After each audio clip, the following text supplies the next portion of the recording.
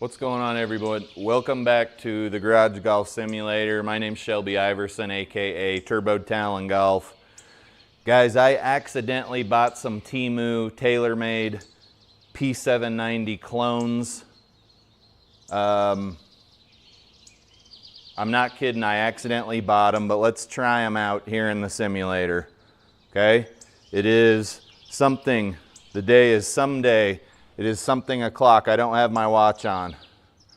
All right, guys. So I had some TaylorMade P790 clones in my Temu cart. And I had two sets of them. We got the black set that I have here today and a set that's more like a brushed metal color. And I didn't realize it, but I bought everything that was in my Temu cart, and these are the ones that happen to show up first. The other ones used a different type of shipping method, so they're going to be here, I don't know when. They're coming via ship. But as you know, most of the shit that comes from Temu is from China. Okay? So a little bit of, let me be honest with you. I've been using them for 2 days out on the golf course. This will really be the first day that I've used them in the simulator. But you guys, I don't know what to say. I'm not a TaylorMade guy. Is TaylorMade even who makes the P790s? But here they are. These ones are black.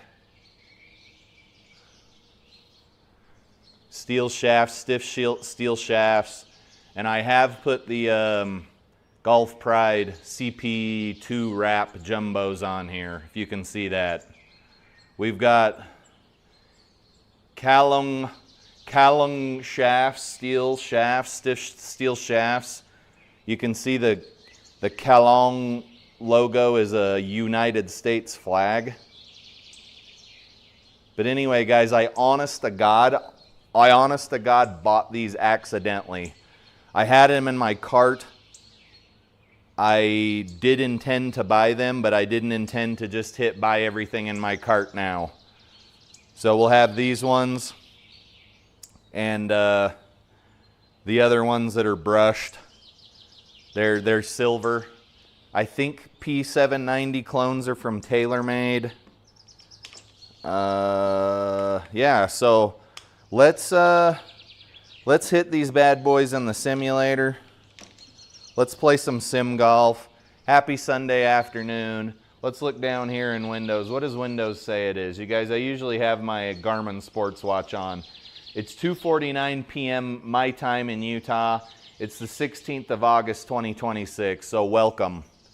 We accidentally bought some Temu P790 clones, and we're gonna use them in the simulator. Full disclosure, full open kimono.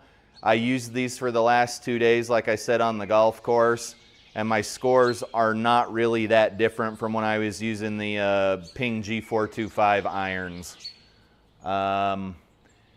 The P790 clones are a little different when you hit them off the heel or hit them off the toe. You do lose quite a bit more yardage. I'm sure there's some TaylorMade. Is it TaylorMade who makes the P790? I'm sure there's some aficionado who knows a lot more about these than I do. I'm not noticing a huge difference. I don't notice any major flaws in craftsmanship or workmanship. Is it TaylorMade P790 irons? Yeah, so it is TaylorMade irons.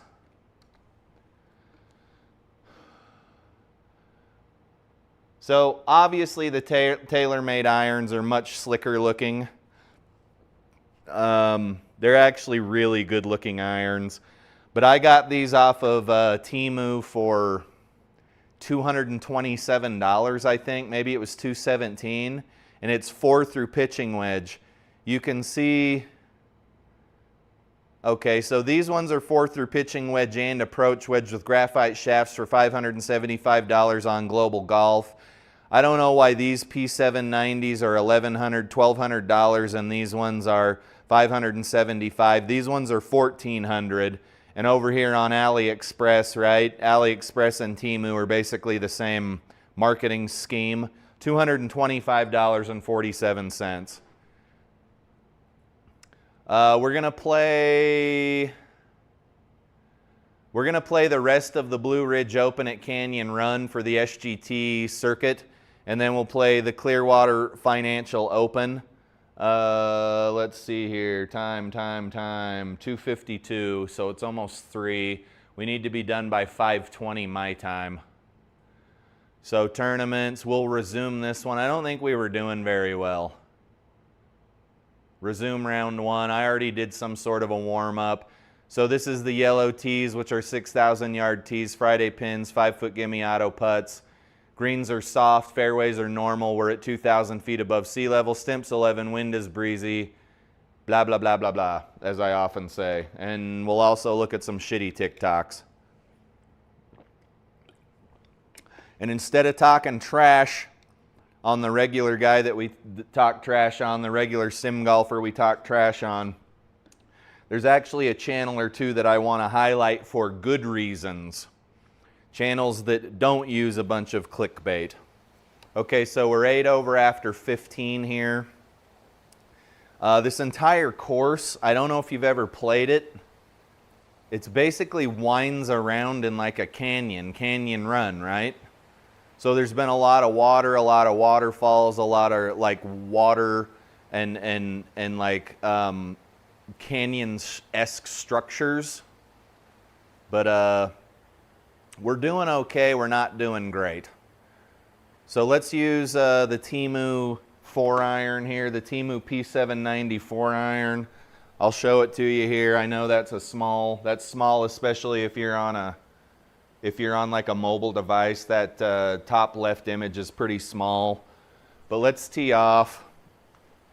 And I'll tell you as we go, I'll tell you some stuff I've noticed about these irons since I started using them. There's definitely less of an offset. All of that stuff you would expect.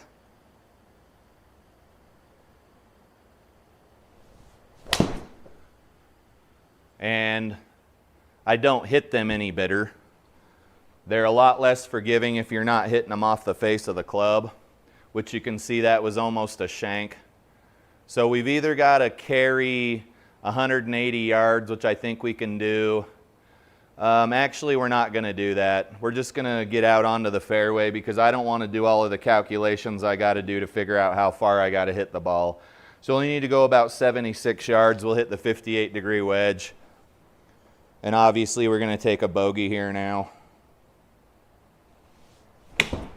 Especially if we keep doing that. Guys, I don't know why I shank in the simulator. I never shank outside.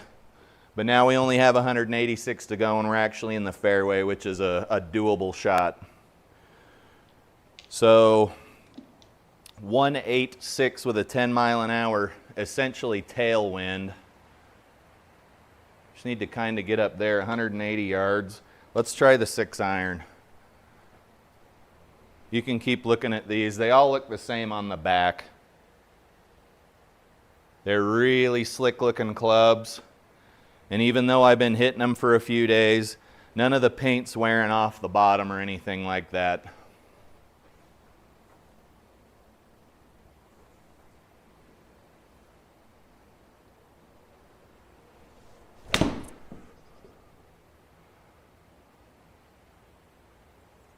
Okay, that's fine. That's better than taking a penalty stroke. What do we got here? 18.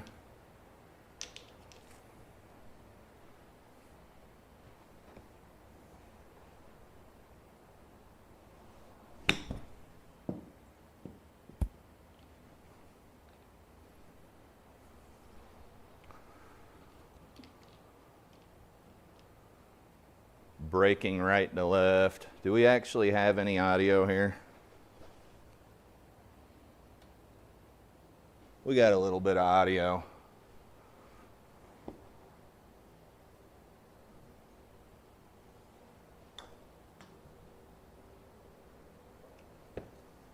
That sucks. What do we got now? There we go. 12 footer. There we go. And now that's way too loud. Okay, let's get this out of here. There we go. We're having a good time.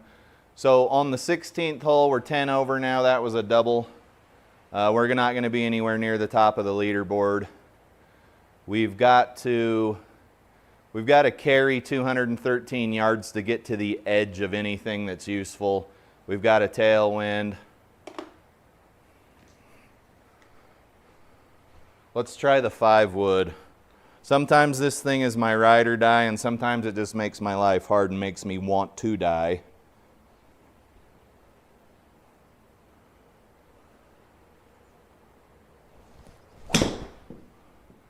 Okay, I don't think that's going anywhere good. Doink. Okay, let's see what our options are. Oh, you guys, I love when SIGPRO does this. If we turn the HUD on, you can see we're like 9,000 feet in the air. Flag line, next option is re-hit. We're just gonna re-hit. Because I've fallen for that bull crap before where we re-hit from way high up, and it is usually bad.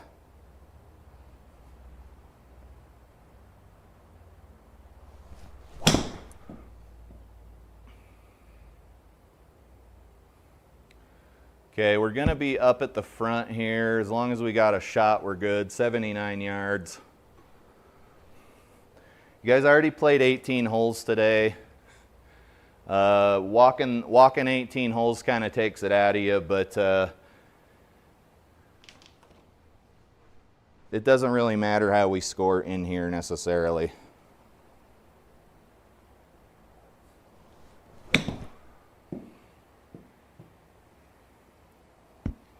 And we're just going from one bad spot to the next. We'll get out of here now.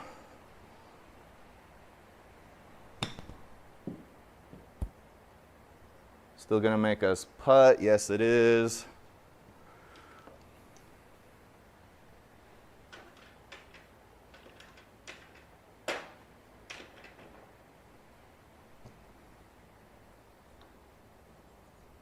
Still missed it. Okay, that's another double or triple. What do we got here on 17? 117 yards. Let's hit the pitching wedge. We've got a headwind, but we're at 2,000 feet.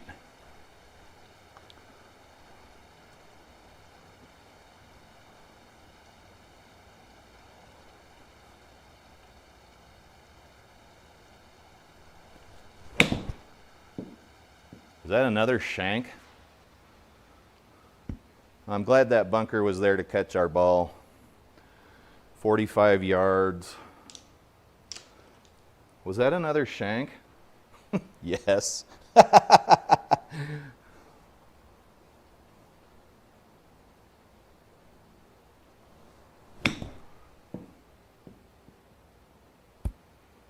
Okay, decent shot there.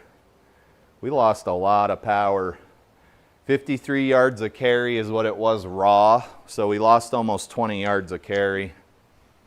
Double, triple breaker putt.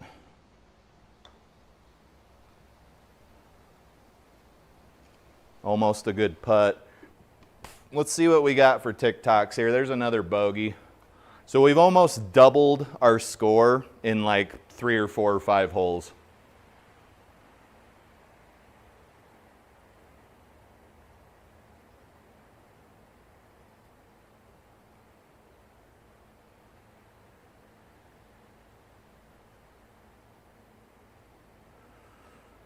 Okay, what do we got here? Did I get any good TikToks this time?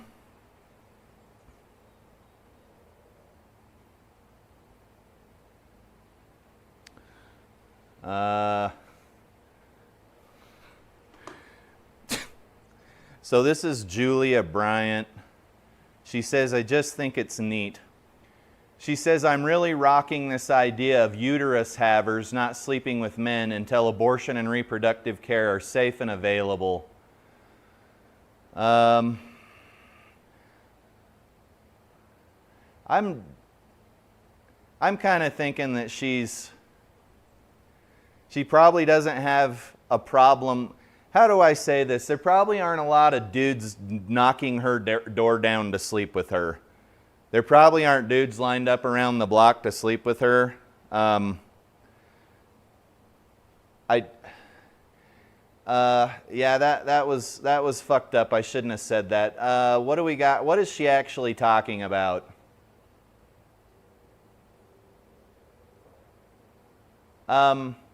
She says she likes the idea of uterus havers. That's women.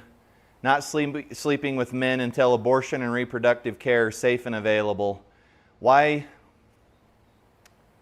are you going to punish men for something that men and women are both kind of the problem with? Men and women are both the problem with abortion and reproductive care. It's not just a bunch of men saying that they think abortion should be illegal. Reproductive care, I really don't think is a problem. I've had a lot of buddies that, you know, their wives were pregnant and they had children, and it was constant. Every couple of weeks or every week they had to leave early, or they weren't going to be at work that day because they were going to the baby appointment or the ultrasound and all of that stuff with their wife. I don't know where this girl is from. I don't understand why people are still talking about lack of reproductive care, but I can only speak for the United States. I think it's pretty fucking decent here in the United States based on what I know. Now this abortion thing, you guys, it's like 40-60. It's not just men that say abortion should be illegal here in the United States. There are women that are behind that too. You guys got to remember that's mostly being driven by Republicans. And there are, in the Republican Party, there are women and men. It's not just men that are driving all of this stuff. So maybe, Julia Bryant, thanks for being on the channel. I realized that was kind of a shitty first TikTok to come out of the gate with here on this Sunday afternoon. The next one, we'll get back to our regular shenanigans. Guys, whenever we start talking about certain topics such as reproductive care, abortion, the thing that rhymes with grape, the other stuff, it's kind of not as funny. It's kind of not funny at all, actually. All right, number 18 is a 456-yard par something, 18, par 5. Let's try to get up. Aussie says, hey mate, got to go to work, enjoy your round. Gave it a hype. Dude, you didn't have to do that, but I really appreciate it. We kind of came out of the gate slow here with that, when our first TikTok's talking about fucking reproductive care and abortion. So we're out of the gate slow. Foof says he's been trying to tune in when I'm live the past couple of days, but he was always a bit late. It's okay, brother. I just do this for entertainment. If you guys are able to catch it, fine. If you're not, good. Foof says, did I finally get my Temu P790s? I got mine last November. I think they were pretty good. Yes, Foof, I have them in the bag here. I accidentally ordered them from Temu. I've got my buddies are all like, how do you accidentally order something on Temu?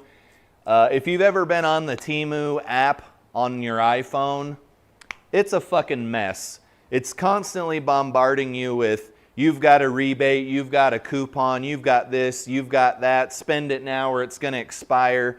There are timers, and there's all these little like fucking Wheel of Fortune wheels that you spin to get more discounts. And it can get kind of overwhelming. So I had 2 sets of Temu P790s in my cart, and somehow I hit checkout and it bought both sets. I know that sounds absurd, but the Temu app on iPhone, at least, I don't know if it's the same for Android or whatever, It's a goddamn confusing mess, and I think it is designed to be that way. It's always trying to tell you that you've got rebates and discounts and cash back and all kinds of shit. I don't know if you guys have ever used it. It's bad. Back Patio says, how are you doing this evening, brother? I'm doing well, sir. We're using our fake tailor-made P790s that I got. Foof, I did not order the bronze-colored ones. I had the black ones, and I had the like brushed metal-looking ones. That was what was in my cart, so that's what I got. It is what it is. I know I'm fortunate to be able to randomly buy $500 or $600 worth of Temu golf clubs without really worrying about it, but that's what happened.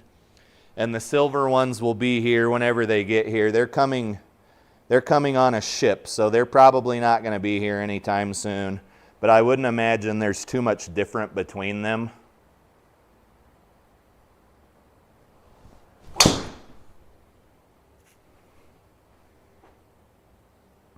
Sit pretty, sit pretty. Back Patio says, I was hoping I could be done so maybe we could scramble this evening. It looks like I'm a little late. I just got through with my chores. So, brother, I'm not set up to scramble. Like, it'd take me a minute to set up. We'd have to be done in 2 hours, and I think by the time we got playing, we wouldn't be able to be done in 2 hours. Like, I'd have to leave you early. So let's like set something up, like a bona fide time that we're going to meet on Discord and do all that, so that we can have all of this preliminary bullshit we got to have done and be ready to like go. But I'll hit you up on Discord. I've hit you up a couple of times, but you work so much, maybe you didn't see the messages. But we will get into a bona fide scramble. If I was like some of these other sim golfers that didn't have jobs, I would be available all the time. But unfortunately, that's just not what's going on right now. Both of us work, so it's probably not gonna be like an on the whim, off the whim thing. We're gonna have to plan it.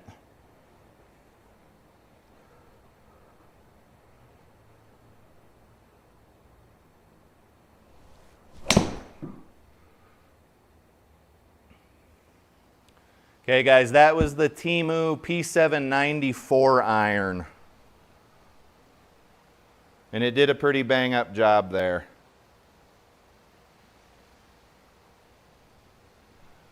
This is for eagle. We could probably get out of here with a birdie. I'd say making an eagle on this putt, especially with the pin position, is kind of a stretch. And we came out of the door with a really like shitty TikTok. I should have saved that one for later after I had gotten my juices flowing.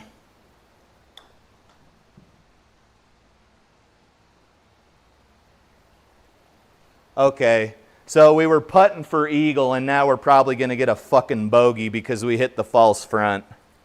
Just go ahead and keep rolling. Come on. So guys, I got to make this putt El Natural for birdie.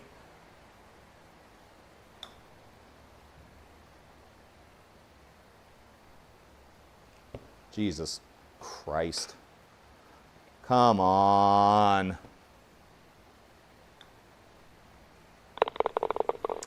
Dude, sometimes the simulator makes me so angry.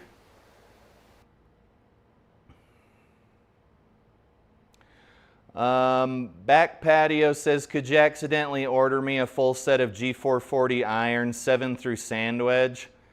Nah, dude, you don't want 7 through sand wedge. You want 4 through pitching wedge. And I know, you guys, I know that somebody's like, how did you do it? Go to the Temu website and put something in your cart and see how fucking confusing it is. Trust me. Trust me. So guys, that was a terrible score. Let's refresh the circuit here. I'm guessing we were in dead last again. Let's see here, Club Pro season. Oh, that's actually good to know. So I picked Club Pro and I'm getting beat up pretty good. I think next time we'll go down a difficulty level. Yeah, we hit 58th place at the Blue Ridge Open. We've got to consistently score under par, which I don't do here in the simulator. We've got to consistently score under par in the simulator to not come up empty-handed in the circuit. It just is what it is. And that's not what I do in here. You guys that have been watching for a long time know that that rarely fucking happens.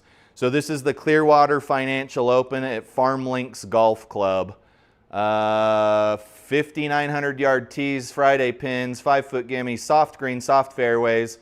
We're at 550 feet above sea level, Stimp's 11, and the wind is breezy. So soft greens and 10 Stimp, the greens are gonna feel like, they're gonna feel very slow. So we've got to pay attention to that and make sure we get into the gimme circle.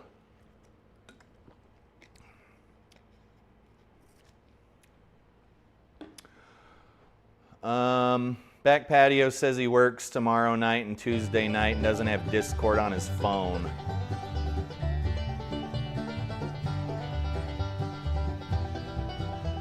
You guys, every time we play Farm Links Golf Club, this shit happens and I say, I wonder if this plays the whole round, and it doesn't. It should end here soon. Well, see, so Foof, G440 iron, 7 through sand wedge, 7, 8, 9 pitching wedge. What's that, 5 or 6 irons? That's gonna be a lot more than accidentally ordering a shitty set of Temu clubs. I'm sorry, brother. I would love to support you. I've decided if I ever become independently wealthy that there's some cool stuff I'm gonna do for some people.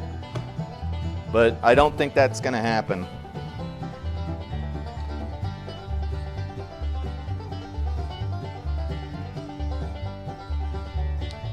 All right, I don't know why we need to listen to this, but this is what we're doing.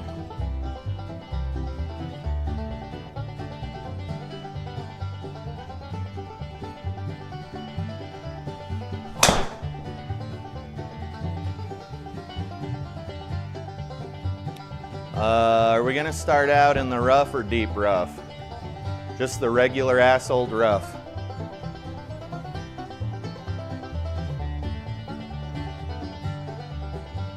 Pitching wedge, utility wedge, 52, 56. So what have you got below? What have you got below an 8 iron? Do you use hybrids or fairway woods? Yeah, back patio, I think it might be a better idea if we exchange phone numbers on Discord so we can text each other. Because I don't think Discord's gonna be a good way for us to schedule anything. If you're comfortable doing so, send me your phone number on Discord. If you want me to make the first move, because you don't feel comfortable, I get it, there's a lot of shitty people on the internet. I will send you my phone number on Discord. Okay, Foof says he has a 5 hybrid, 7 wood, 9 wood, and then looks like he goes all the way to a 56-degree wedge.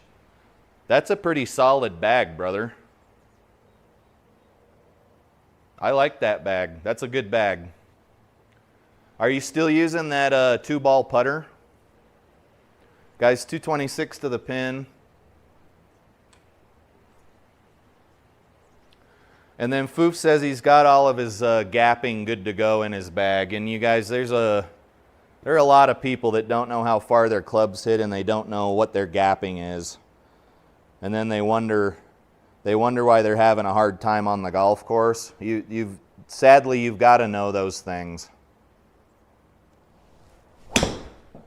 I'm sorry to say it, you've got to know those things. If you've got 150 yards into the green, what club do you hit? I'm not asking you guys to tell me what club you hit. I'm basically saying you need to know what club to hit in most situations. Because you're typically going to have a 10 to 15 yard gap between clubs. So you're not going to have a perfect club for every situation. You know what I'm saying?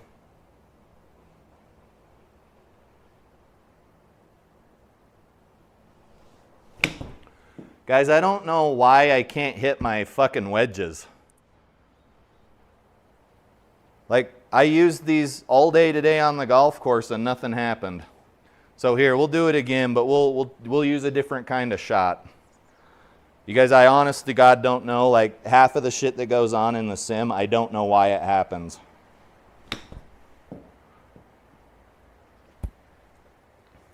Okay, so we're not starting off very strong. Most of the courses we've played for this circuit, we've been, like I said, either top 10 or dead last. So I don't think we have a chance at winning anything overall. But what I'll do for the next circuit is I'm going to turn the difficulty level down one notch. I'm not gonna change what tee boxes we're teeing off on. I'm just gonna turn the difficulty down a little bit. Let's hit the Temu P790 clone 4-iron off the tee. Good looking clubs, but I did start looking around for P790s and they ain't very cheap.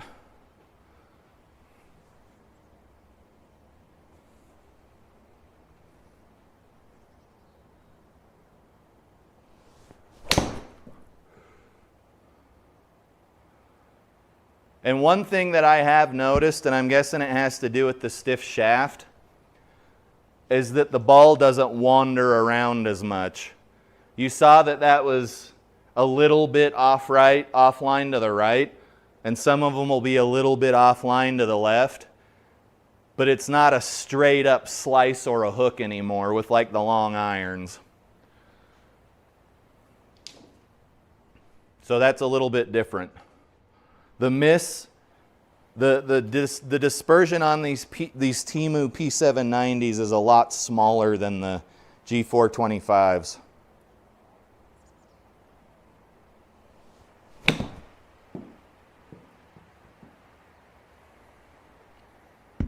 What'd I do wrong there?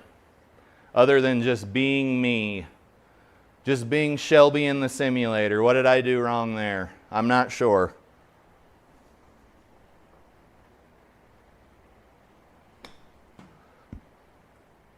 Oh, isn't this fun? Guys, if I played like this outside, I'd have fucking quit a long time ago.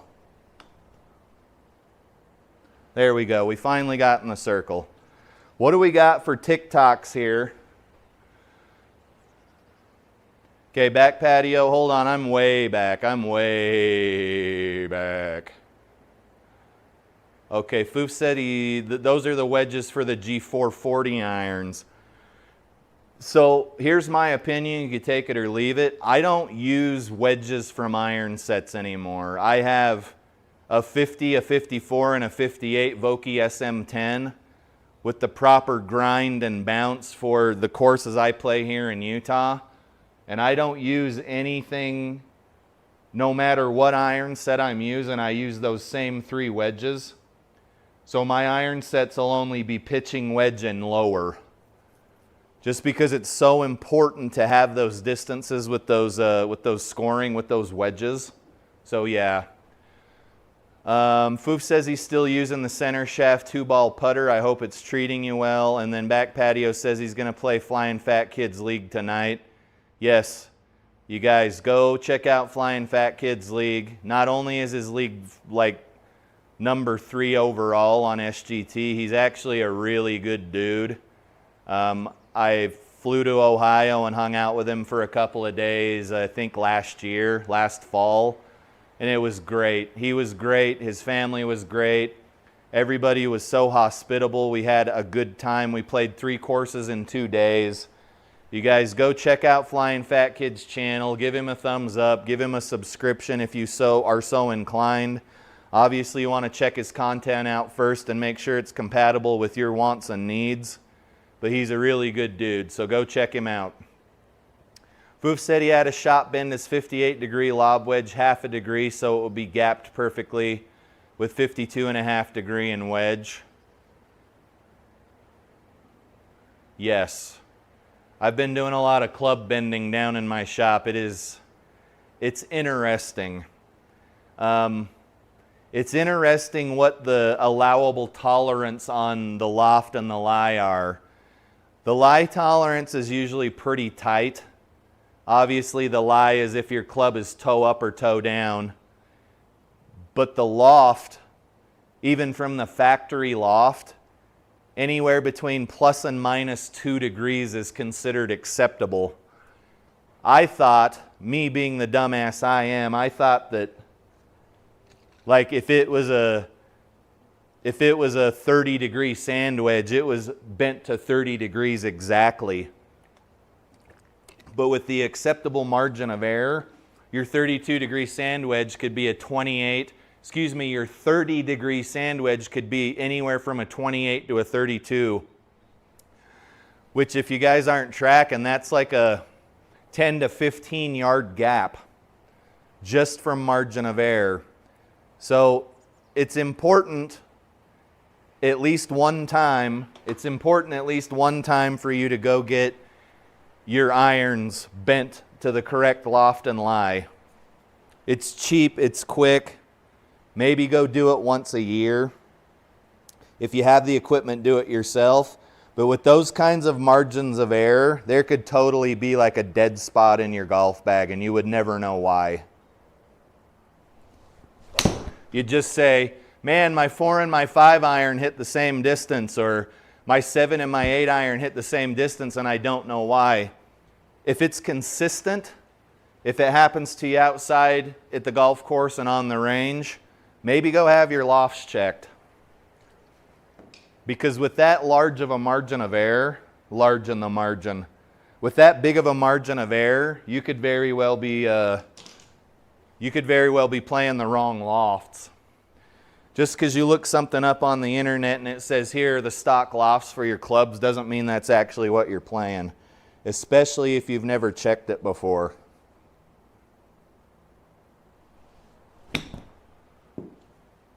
That's going to be pretty short. You guys, talking and playing golf are not compatible with one another, but I will do my best. Oh, it's still going to make us putt. That is fun. What do we got here? Foof says he uses driver, 7-wood, 9-wood, 5 hybrid, 8 iron, 9 iron pitching wedge, approach wedge, 2 sand wedges, lob wedge. I don't know what a C wedge is. You might have to enlighten me on what a CW or a C wedge is. And then a 12-degree driver. He says his Ping Glide 2.0 57.5 degree lob wedge has 14 degrees of bounce and he loves it. That's quite a golf bag there, brother. Back Patio says he got fitted for his whole set last year. It made a world of difference. Okay, a CW is a chipping wedge. Is that like a Bing? Okay, I was about to ask. It's a ping chipper. Gotcha. So that's kind of lofted like a 9 iron, if I'm not mistaken. I've got a ping chipper back here somewhere in the club vault.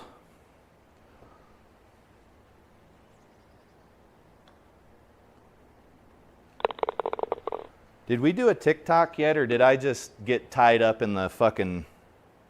We did not do a TikTok. Let's do another one. It's 4th hole, maybe later.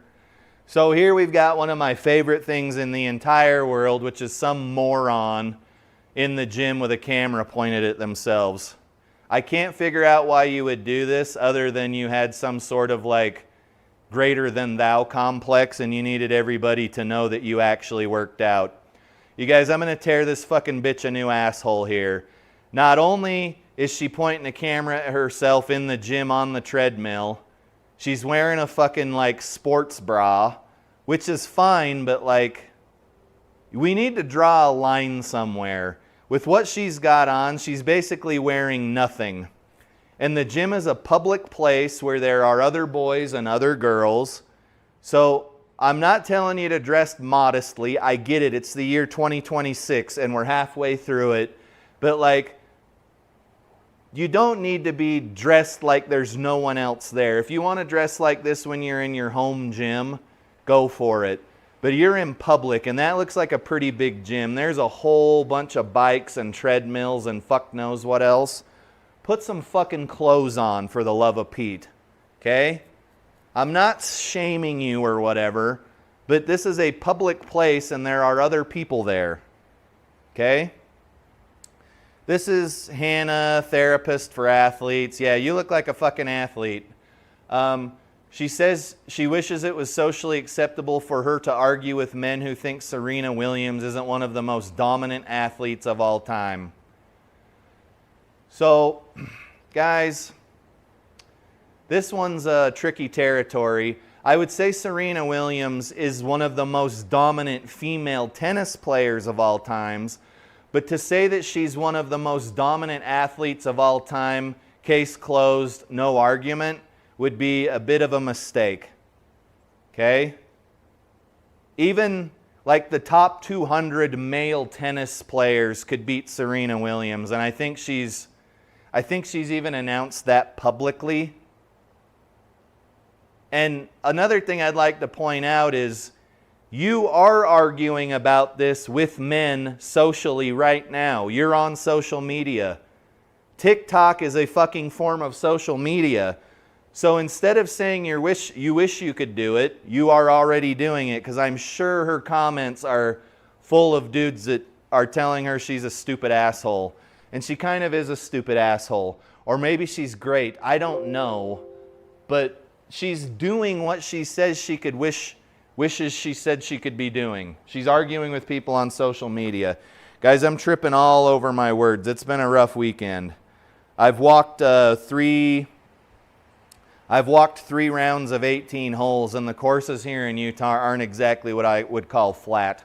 So I'm dehydrated, I'm not eating enough calories, etc., so forth and so on.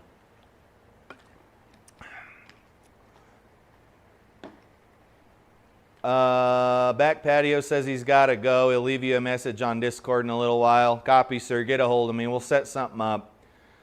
Foof says there used to be this old tennis guy that would publicly defeat women's pro tennis players.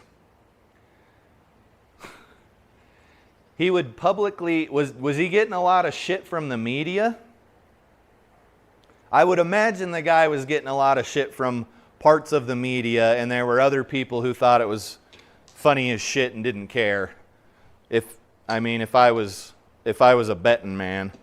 So guys, at the turn, we're going to look at a couple of YouTube channels that I want to spotlight, even though one of them is a much larger channel than mine. I want to spotlight them, and then there's another channel that I want to bring some attention to, another Sim Golf. They're both Sim Golf channels, but I just want to bring attention to them for good reasons. I think in the last episode we were making fun of Hazel Rocket Golf's channel for obvious reasons. We're not going to do that with these other two channels. We're also not going to hit a fairway. So hopefully we're in the regular rough, which we are. We've got 207 to the pin on a par 4, and we're out of the rough. So we would really need to rail a golf ball here to get it over there, but I think we can. Let's just, to make sure we get all the way there, let's hit a 4-iron. Temu, fake Temu P790 4-iron. I've showed this on the camera already, but there you go. It's what's in the video title. Pretty cool club. No name steel shaft. And I've put some grips on it. Guys, also we've got a 10-mile-an-hour headwind that's not going to be doing us any favors here.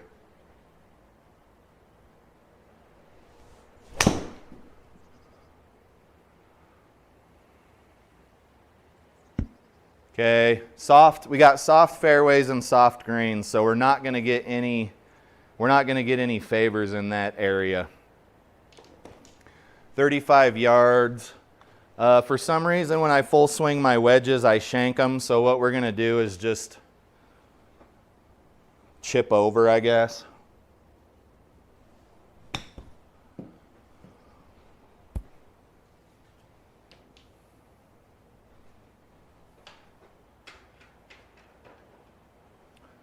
Looks like we're braking really hard in the beginning. We need to go uphill.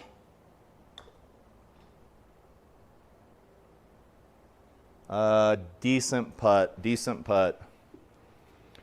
All right, we're downhill. We only need to hit about 113 yards, and even then we've got a pretty nasty tailwind. So we really need to hit 100 yards. And every time I hit this 450-degree wedge, I shank it. So let's maybe move back away from the ball a little bit. Did it again. We're either going to be on the hillside or wet. Okay, options, next option. Let's see what we're dropping out of. We don't want to drop out of the deep rough. Well, we don't want to drop into the deep rough. Deep rough, we'll just re-hit. And we'll hit the ball this time.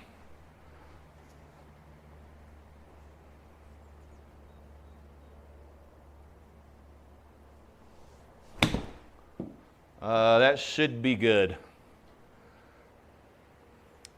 It's not good. Guys, don't ask me. We had a 10-mile-an-hour tailwind too. Don't ask me. I don't know. 13, let's just do another bump here.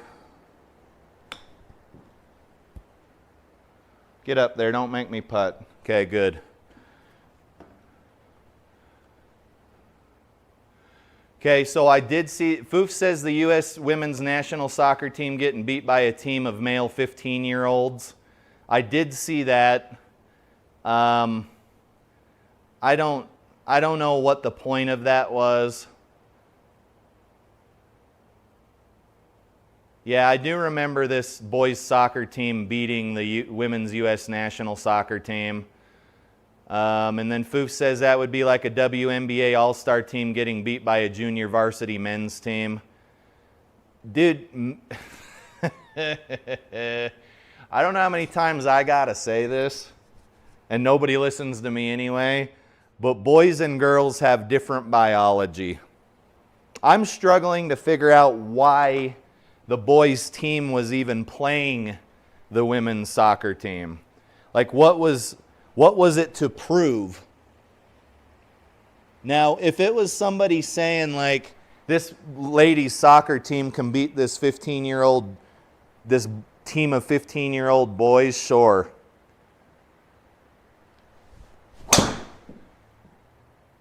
Right? And then obviously they got proven wrong and had to take their foot, put their foot in their mouth, or eat their hat or whatever.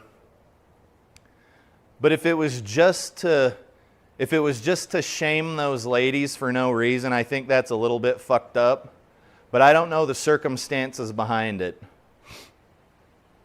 Did the women's team say they could beat that team of 15-year-old boys or what? I don't, like I said, I don't know the circumstances behind any of it.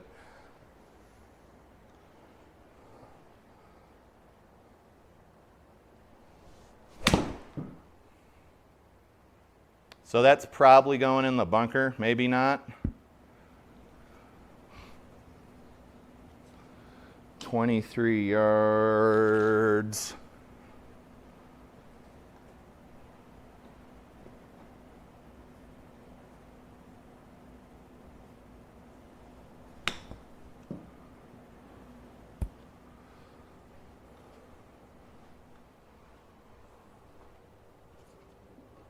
For birdie,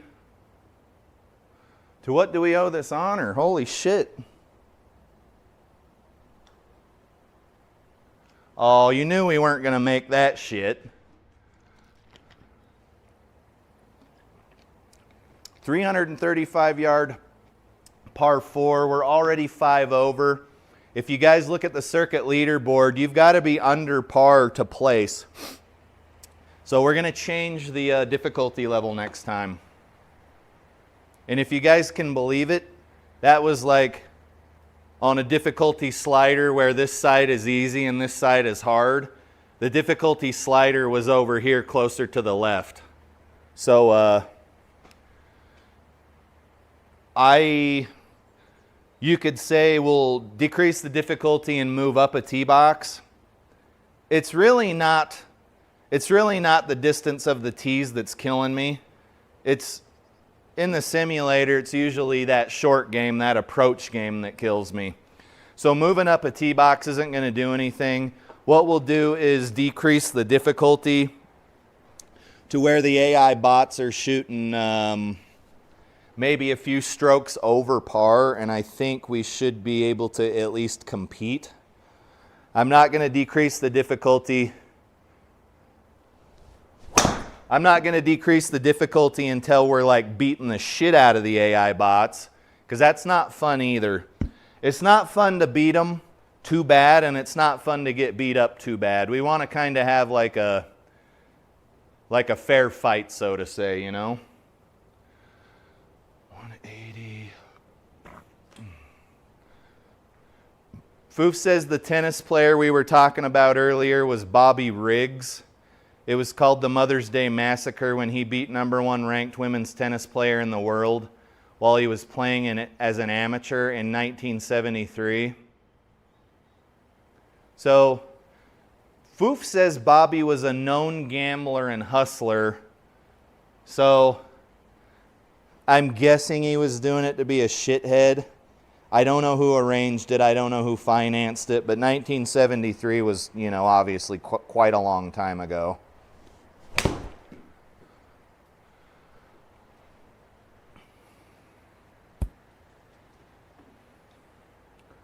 Okay, let's see. Are we on in 2? We are. The driver's not hemming us up too bad today. What do you mean this is for? Okay, this would be for birdie. So there's a ton of break right to left. We've got to hit this ball kind of hard too.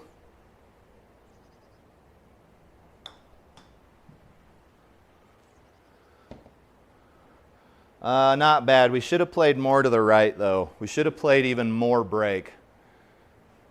Okay, I think it's time for a TikTok, and I think the humidity here in Utah is quite high based on the things I'm feeling in my undercarriage. And my face feels like, I know you're not allowed to say this word, but my face feels like moist. I know you're not allowed to say that word for some reason. Okay, this chick's name is none other than Jessica. She says, instead of funding wars, maybe. She's just a fucking blonde girl. Not a whole lot going on. I don't see any obligatory nose hoops. I don't see any obligatory cheesy fucking tattoos. She's just a blonde girl who has decided that it was time to go on TikTok and tell everyone her opinion. So let's see what her opinion is, and then I will give my opinion on her opinion. Women should be paid to be stay-at-home mothers. This would eliminate so many issues and make it easier to escape a domestic violence situation. What?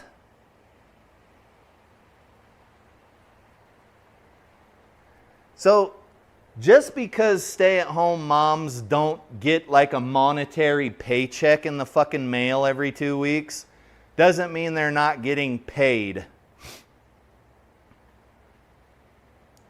They still have a house to live in. Utilities are paid. I'm sure they have a fucking iPhone. I'm sure they have fucking internet, an Apple TV, and an 80-inch fucking flat screen on the wall. And I'm sure they have like a fucking Grand Wagoneer, $100,000 car to tote the kiddies around in. You guys, I will never advocate for domestic violence. I watched it when I was growing up. It's ugly. I hate it. It's something you can never forget. I do think there needs to be a way for women, especially, to get out of domestic violence situations. And there are battered women's shelters and all kinds of stuff like that. But to say that women don't receive any sort of payment to be stay-at-home moms, I think is a bit of a mistake. Because they do. Not all of them, but I would say the vast majority of them do. Okay? I see a lot of stay-at-home moms around here driving around in $100,000 fucking SUVs, drinking their $8 latte, wearing their fucking Bass Pro Shops fucking trucker hat. Like, it's, right? When they're going through intersections, they're on their $1,000 iPhone checking Instagram. Like, I don't think it's this black and white fucking dichotomy that everybody thinks it is. Because if you think that having a house and an iPhone and $100,000 fucking kid transporter is not getting paid. I don't know what you want. Do you want a monetary paycheck? Because if you got a monetary paycheck, you just have to turn around and start fucking getting on your app or writing checks or whatever to pay the electricity bill, the internet bill, the water bill, the gas bill, etc., etc., etc., your insurance, your car payment. What is the fucking difference except you don't have to do all of that other shit? I don't get it personally.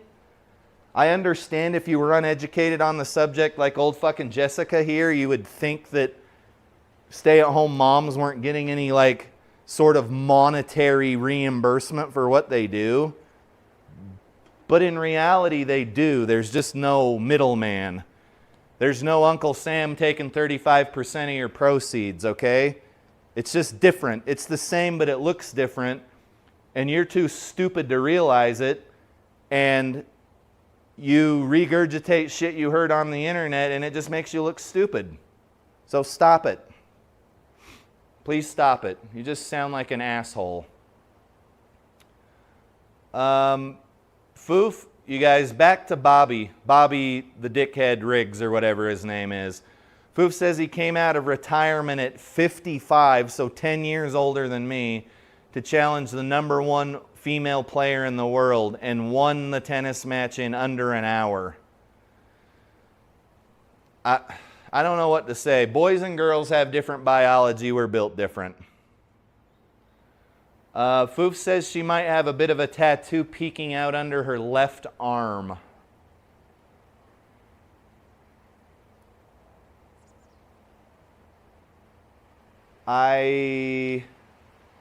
Yeah, there might be something right here. So she passes the obligatory nose hoop check, but she may not have passed the obligatory tattoo check. What do we got to hit? 150 yards here? You guys, that was a hell of a tangent. But nobody's here for the golf. Okay? Nobody's here for the golf. Let's hit a, what do I have in my hand? I think that's a little too much club.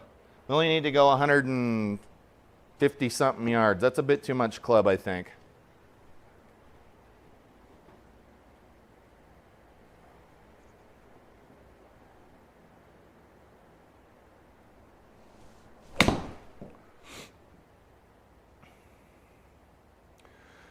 So part of that was the miss hit, and part of that was there was a 10-mile-an-hour wind blowing from left to right, but we should be able to, in theory, get up there. 28 yards, let's hit the 58-degree wedge.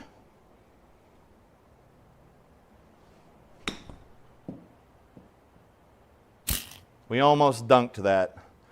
In fact, it looks like it would have gone in the hole, but GS-Pro doing GS-Pro things, right? Foof says she's driving a 9-passenger SUV when they only have one kid. Yeah, dude.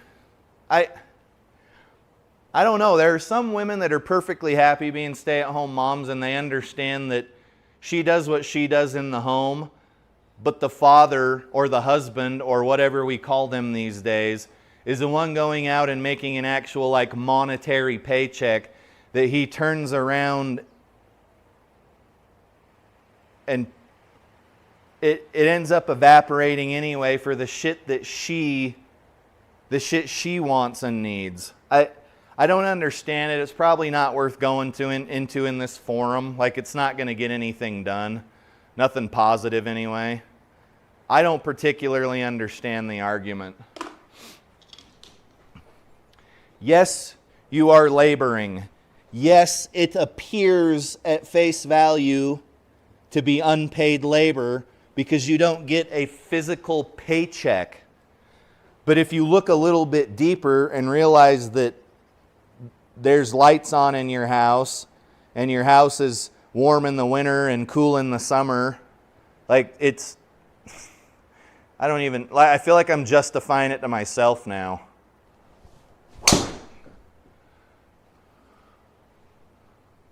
We're going to be playing out of the rough. 129 into the pin with a headwind. I'm thinking 8-iron here because we're fighting the rough and the and the wind. But here's the Temu 8-iron.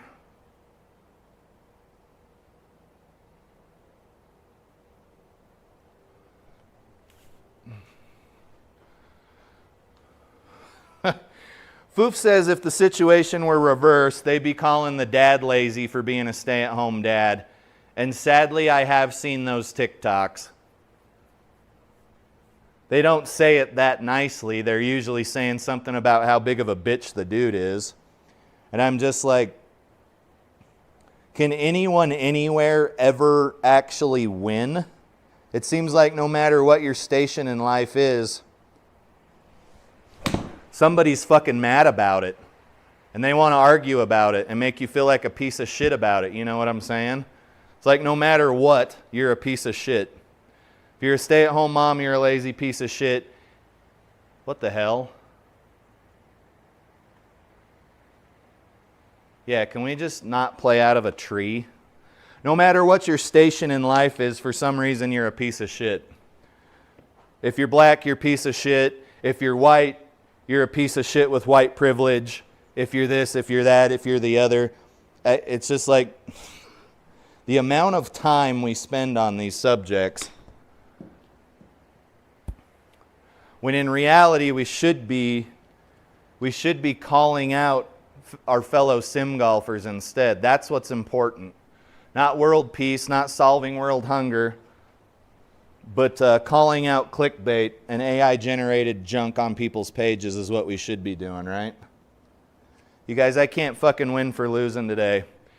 That's a double. Okay.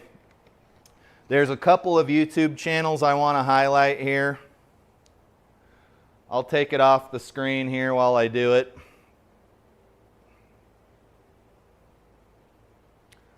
Let's see here. YouTube, good for me. YouTube, good for you.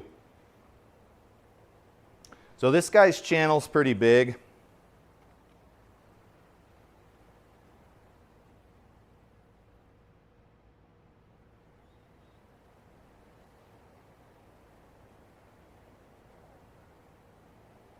So this guy is Second Flight Golf. He usually does, I don't think I've ever seen him do anything outside, but you guys, I don't know his name. I could probably do a Google search and find his name, but he does use AI generated images, obviously, but they're not misleading in any way. He's a super relatable, super down to earth dude. If you're asking, well, if you think this guy's so cool, why aren't you subscribed to him? I'm subscribed to him on my other YouTube account. I don't typically, on this Turbo Talon Golf account, I don't usually subscribe to people who only do sim golf content. It's very rare anymore, okay? And there's nothing, that's for no specific reason other than that's what I want to do. But this dude does lots of good reviews. He teaches people how to use OBS so that they can present better when they're in their simulator. GS Pro 101. I scroll through this guy's content and I just don't see anything. I don't see a ton of clickbait. I don't see a whole bunch of misleading channel titles. It's just, hey, here's what I'm doing in the channel. V-Track tool kit gets better. 2.4.3 update breakdown. Minor but impactful. He's not trying to blow smoke up your ass. He's not trying to pull you into his channel with AI-generated clickbait and shitty titles. And he's super relatable, and I enjoy his content thoroughly. So if you guys have any inclination, go check out Second Flight Golf's channel. You can see that he's only got 260 videos, and he's already got 2,300 subscribers. Some of these other sim golf channels, one in particular, I think Hazel Rocket Golf has like 2,500 videos, and he's got 2,700 subscribers. You can see that Second Flight Golf is doing much more impactful work here. He's got far fewer videos than he does subs.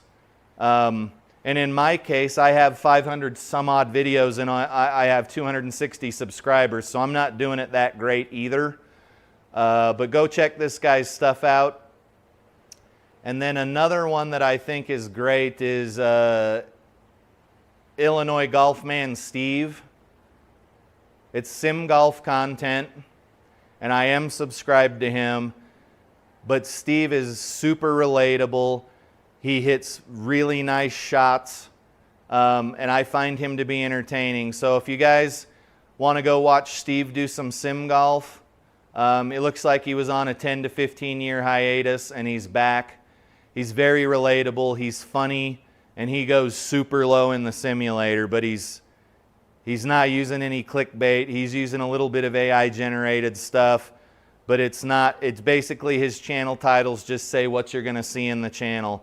So guys, Second Flight Golf and Illinois Golf Man Steve, I really think both of those channels are really great, and they're not trying to lure you in with any AI generated crap or clickbait. It's just down to the point goodness, which is what I think we need more of on YouTube.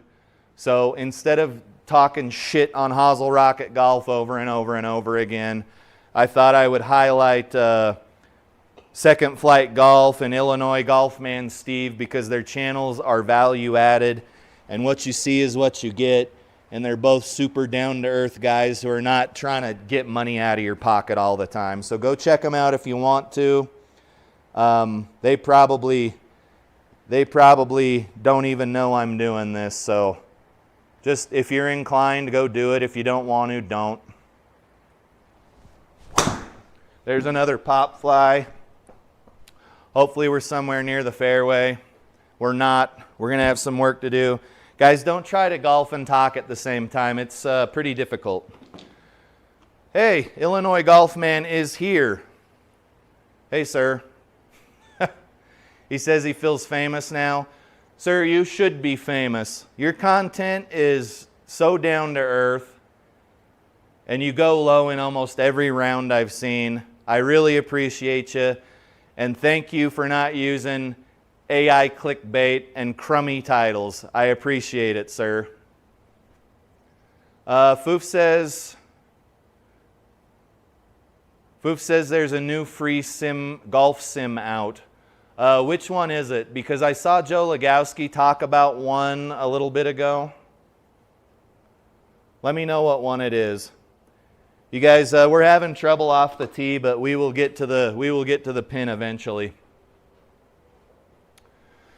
Foof says it used to be a browser, but I guess they made it into an app. Are you talking about Automat Golf? Yeah, okay. He's talking about Automat Golf. Yeah, we've covered that on the channel. It is actually really neat, but it does need some work. Automat Golf needs some work. Okay, guys, good shot. That was the 5 wood. Illinois Golf Man, so his name's Steve. He says he edits his videos so they're short. That's another thing. He gets right to the point, and I thank you for that. But if you were to make some longer form content, say 30 or 45 minutes or an hour, Steve, I would still watch it. Keep up the good work. Your content is great, especially in comparison to some of the other really shitty golf sim content that's out there right now. Keep it up. We all appreciate it. We appreciate your candor. And like I said, I left a message in one of your videos earlier today. I would literally give my left nut to hit as accurately as you do. No kidding. I would. It's crazy how accurate you are. I'm kind of jealous of you.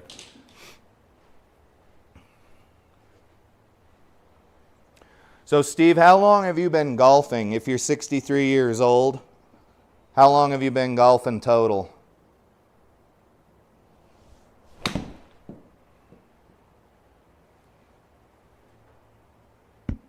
Well, guys, that club's supposed to go a lot further than that. I feel like I missed something. Yeah, I missed something. We had a headwind. You guys don't golf and talk at the same time. Unless you're Steve. Steve can do it really well. I cannot.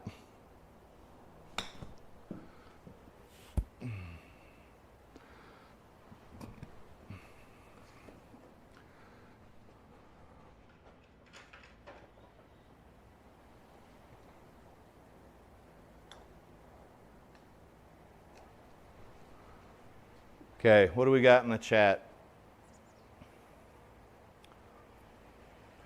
Steve says, thank you very much for the kind words. Steve, you're welcome, but thank you for the good sim golf content. I really enjoy it.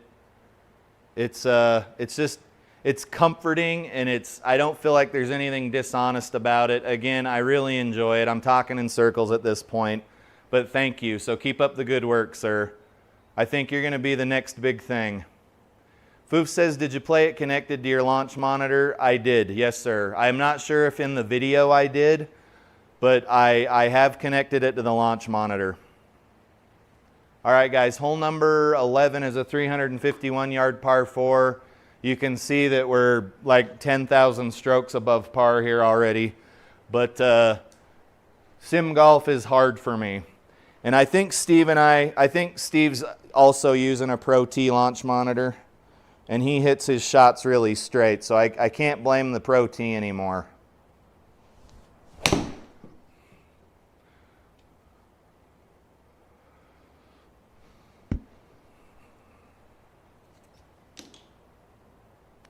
That was pretty short for a 4-iron. It only carried 170.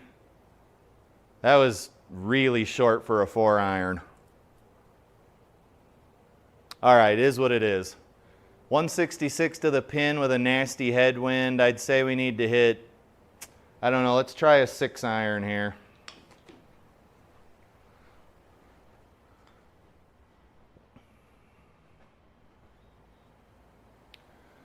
Foof said he was playing automat golf with the space bar for shots, so he could get an idea of the course he was playing later in October in a tournament. Yeah, I played through a couple of my local courses with the space bar as well. You obviously hit like 300-yard drives every time and stuff like that, so it makes it kind of too easy. But I don't know why you would use it in that fashion unless you were just like beta testing or something. But it actually hooks up to most launch monitors pretty flawlessly, and it seems like it's going to be a pretty cool once it's more developed. Guys, that got pulled. That's gone. Let's see where it lands and see if we can get out. We should be able to get out of here.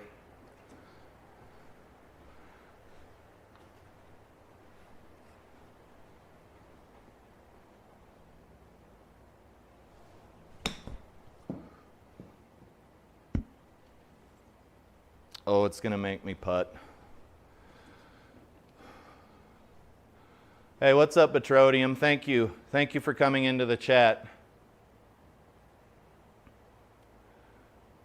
Steve says he started in Saudi Arabia in 1996, and he said he was addicted. He stopped when he got custody of his children in 2008 and started to sim golf in 2025. Since he can't play outside since he has type 2 skin cancer. Yes, sir. I totally understand. So he's been playing for a while, 1996, so we're talking 30-ish years if I can do math correctly.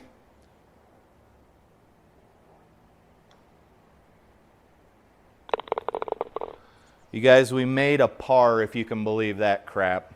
Well, we've obviously got a couple of pars or we would be 11 over, right? All right, hole number 12. Let's do a crummy TikTok. I feel bad cussing in front of Steve because he seems very wholesome. Sorry, Steve. Nah, let's not do that one. Yeah, let's not do that one.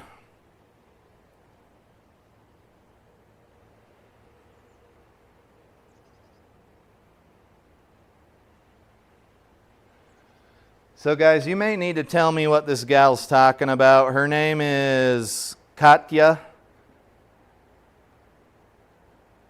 And she says, men took away accesses to resources.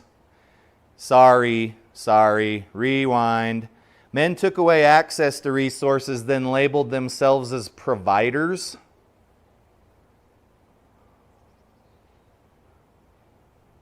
What access to what resources have men taken away from women?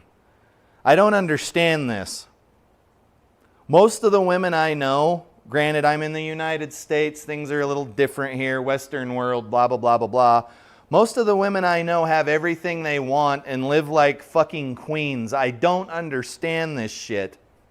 And then she says men enabled each other's violence, then called themselves out as protectors. You guys, this seems like rage bait, so we're going to leave it alone. I don't know what resources men are prohibiting access to, and I don't understand what this men enabled each other's as violence, then called themselves protectors. I don't know what it means. I think we can all agree it's a little bit cryptic, and it's not that great of a TikTok. In fact, 3/4 of the TikToks we've looked at today have just been shit, and I'm really sorry about that. Hopefully they get better. I don't know. I don't know. Can we just like get along? Is the next one any good? The next one's not good either. Did I get any good ones? Okay, that one's okay. Holy shit.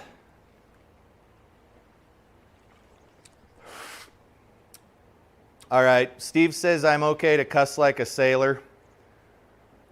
Good. Because I used to be in the Air Force. That's where I learned all of these great words. Foof says it would be cool if they added a hot shot style bar for shots if you want to play it without a launch monitor. Yeah, I think the guy who's working on it, his name is Vlad. I think he's leaning more towards sim golf, vice a video game. But if he could attract both crowds, I think maybe he would make a little bit more money. I don't even know if he's making any money off of it now. Petroleum says, I love how you don't hold back, bro. Only been here 5 minutes and already laughing. Dude, I'm trying. I'm fucking struggling right now, dude.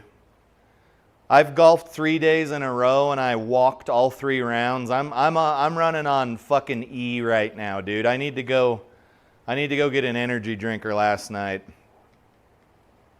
And then Foof says, don't let them know about the colloidal silver. Dude, what is that? You guys, whenever Foof's in the chat, I learn new things. What's colloidal silver?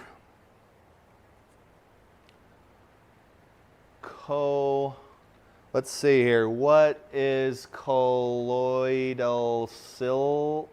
Why oatmeal? Why did it go to oatmeal? What is colloidal oatmeal? OI?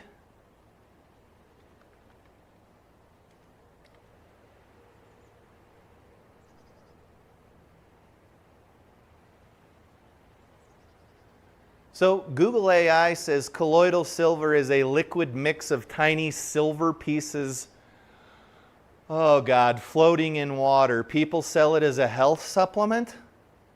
They claim it cures many illnesses. However, health groups state it is not safe or helpful. It is marketed as a health boost, said to stop germs and viruses, used by some to treat colds, cancer, and other major diseases. No good proof show that it works. And that's from Vanderbilt University.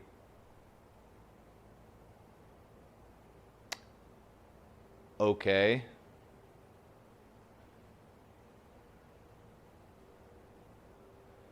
Foof says you need colloidal silver to get an exoskeleton. Oh, God. You guys, per the usual, I'm thoroughly confused. And Steve, I knew you were in the military, so I'm sure you know all kinds of great swear words. You guys, let's continue our struggle through this live stream. We've had some really shitty TikToks, and we're 8 over after 11 holes. So we've had some shitty TikToks and some shitty golf holes. I'd say the highlight of this episode are the Temu P790 clones, and the fact that we were able to highlight Steve's channel and Second Flight Golf. That will be that will be the highlight of today's live stream. It's not going to be a hot street banger like the other ones have been, but you guys, I'm just not feeling it. Sometimes I wonder how those Hollywood actors and actresses, like after shooting for months and months and months, shooting a movie for months at a time, doing like 16, 18-hour days, I don't know how they stay in character, because if I'm dehydrated and I need a snack and I didn't sleep very well last night, my fucking live stream falls to pieces. It's like I've never done one before. Like I completely forget what's going on. So kudos to those actors and actresses in Hollywood. Also, they make millions and millions of dollars, but still, right?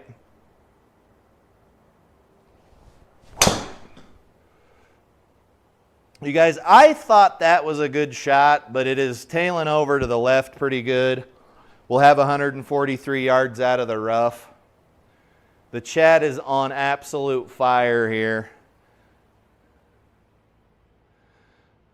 Oh, Foof says I need to get one of those exoskeletons they use for hiking. Yes. We actually talked about those in a live stream a long time ago. I got what you're saying now, dude. My bad. And Petroleum is thanking Steve for his service. Yeah, you guys, there's a lot of people that think that people in the military have it good and they have it easy and they get their pensions and their VA disability benefits, and like, I don't even want to hear your shit. I don't even want to hear your shit unless you served at least one contract in any branch of the armed forces. I don't want to hear it. Like, there are people that can't even make it through basic training. Like when they're teaching you basic military discipline, how to wear your uniform, how to render a proper salute, the rank structure, enlisted rank, officer rank, how the military works. There are some people who can't even make it through basic training. Like they never even get to where they're doing their actual job that they enlisted or commissioned to do. So it's not easy. Some people say the Air Force is easier than some of the other branches. That's obviously arguable. But I definitely catch a lot of anti-military sentiment, and I don't especially enjoy it or like it. And if you think it's so fucking easy, go enlist. You know what I'm saying? If it's so goddamn easy and it's just like a fucking free meal, then go do it yourself. Go over to your local recruiter and tell him you want to join the military. This ball's still moving. You guys, I think we're at 2,000 feet above sea level and none of my shots are going very far.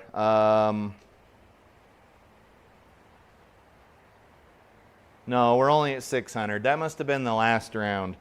Anyway, guys, we're getting beat up around the greens, which is what we do here. Nothing different than normal. So let's just keep on keeping on here. 37 yards.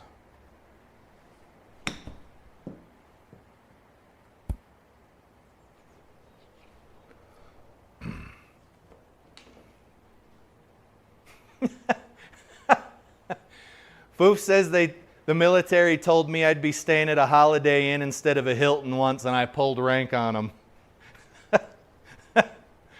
Foof's always talking shit on military, what type of lodging different branches of the military stay in.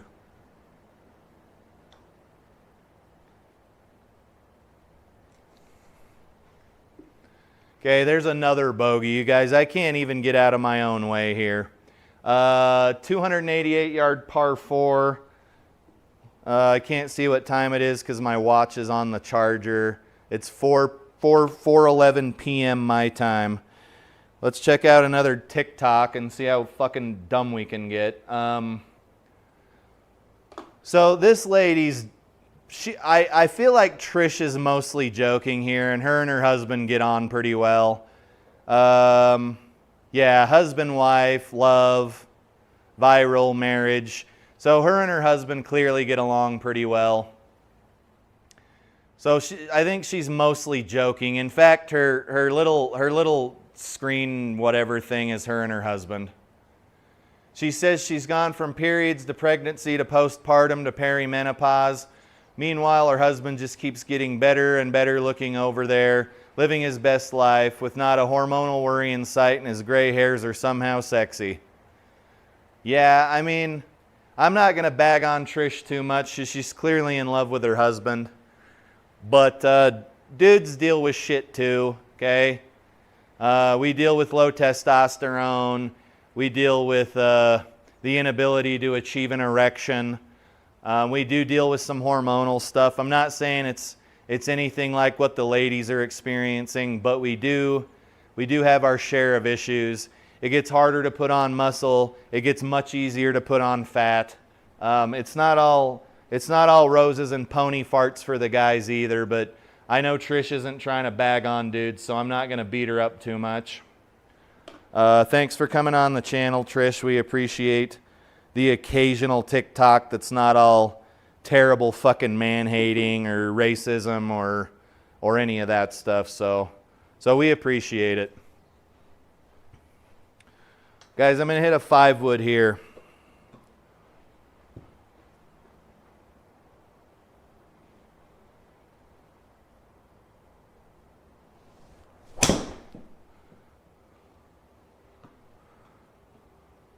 Not bad. That didn't go very far. We could have probably hit a 5 iron further than that, but I wouldn't say I'm in top form right now, nor am I ever in top form here in the simulator. So not bad. Our 5 wood's going about a little further than the 4 iron does right now.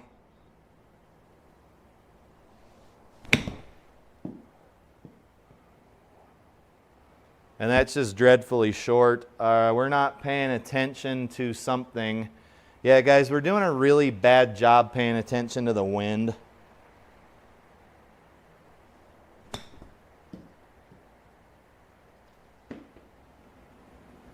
Apparently, we're doing a really bad job of paying attention in general because I was supposed to putt right there. So we're probably looking at another bogey or double bogey.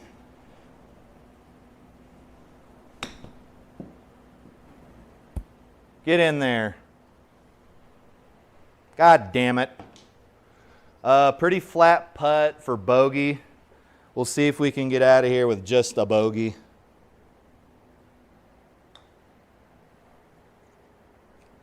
Okay, we got her. Another goddamn bogey. You guys, we're not gonna score well in the circuit here. Hole 14 is a 345-yard par 4. Steve would be annihilating this golf course with these short par 4s. The last video of Steve's I watched, he went 13 under par in the simulator. Okay? I get it. You're probably not going to go 13 under par outside because simulator golf and outdoor golf are different. But you guys can see that I am struggling to even maintain par here, and none of these holes have been very long.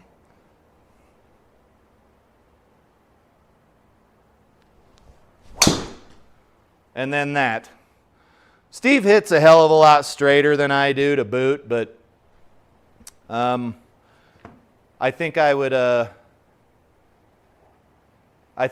rather hit shorter and not and more accurate than what I'm hitting right now. So everything, you guys, we're hitting out a deep rough here with a tailwind.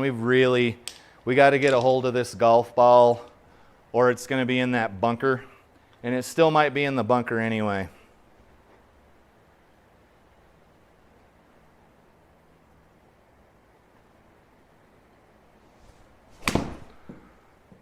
It can't go in the bunker because it wasn't going anywhere in the direction of the bunker, but we're still on the green.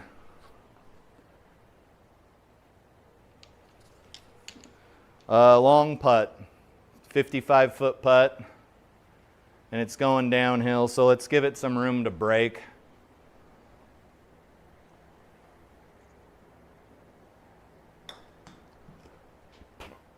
That's going to go probably through the circle.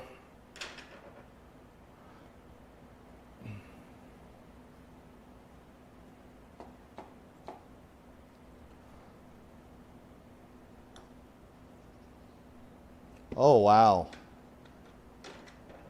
Thank God I don't do this outside.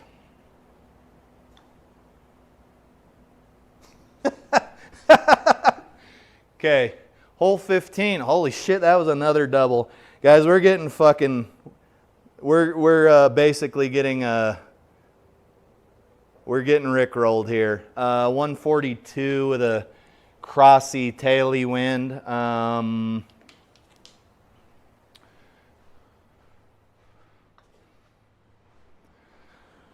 Steve says he hits from the red tees.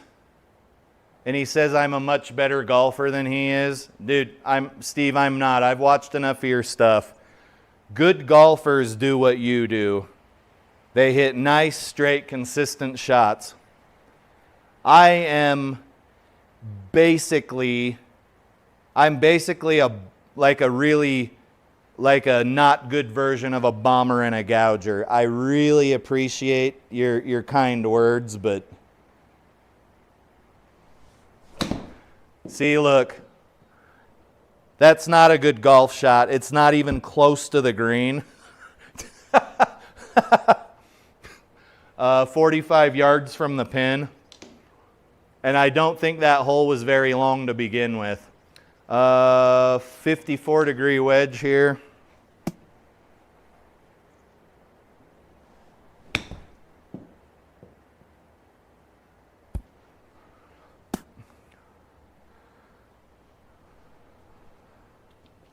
I do appreciate the kind words, sir, but outside I can hold my own. In here, I'm not good.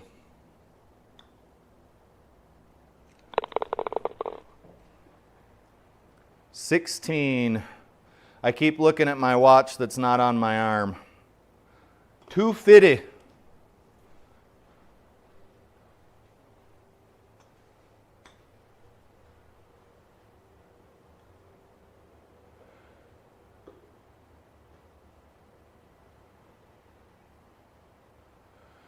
Foof says, am I using a Bettinardi? Foof, is that, I think, is that a putter? Also, no, I'm not.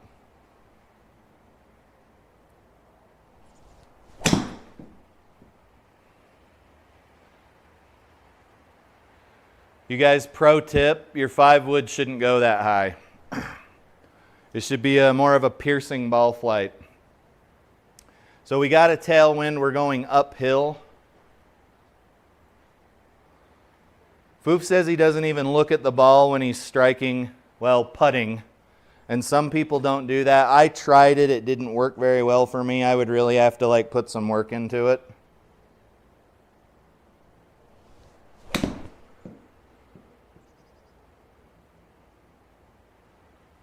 Okay, not a bad shot there. I think we are on in regulation. We are on in regulation. So here's where the putter's probably going to let us down. We're breaking right to left, going uphill quite a bit.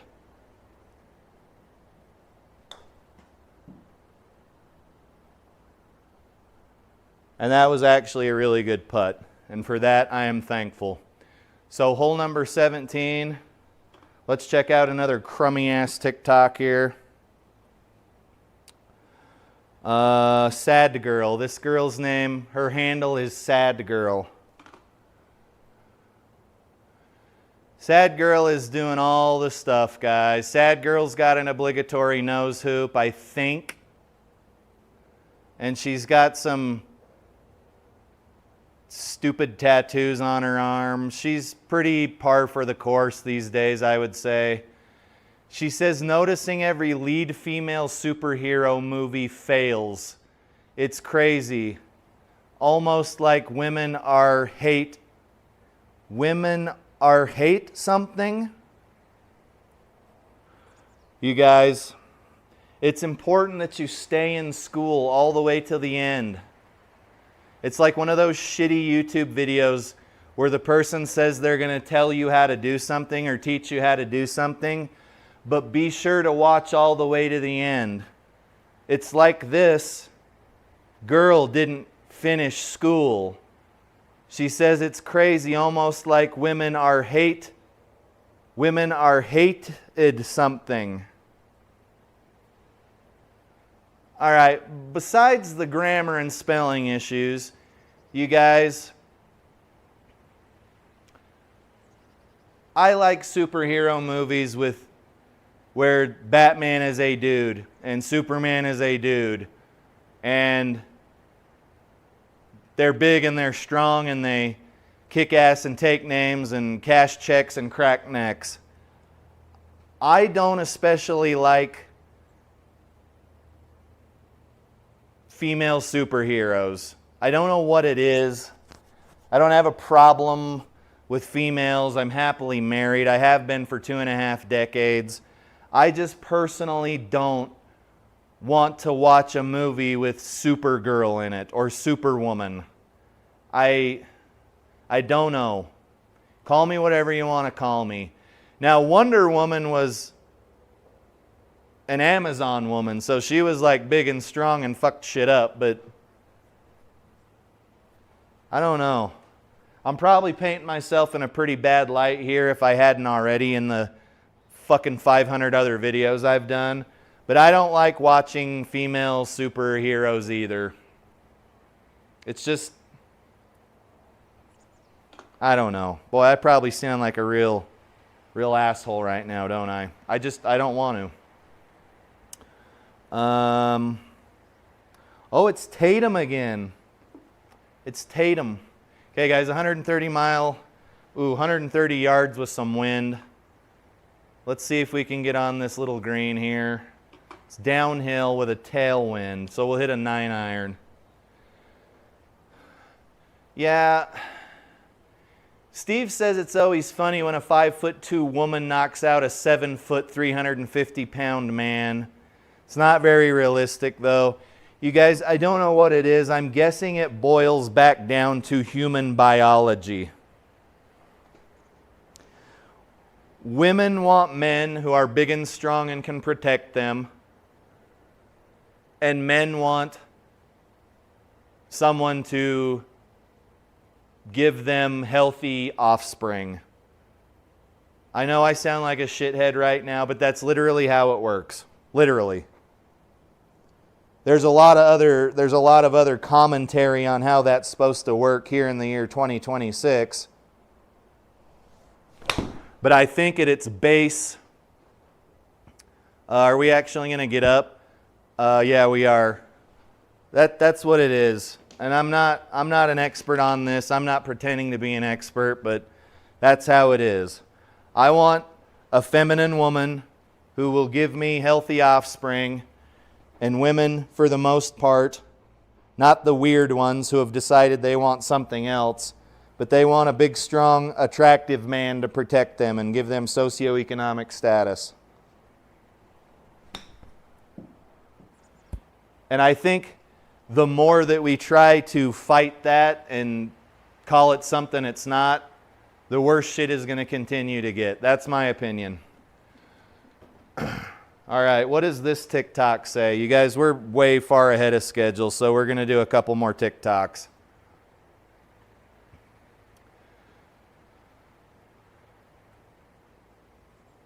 Steven says the problem is women won't support fellow women at the movies. Not enough women go to the female superhero movies.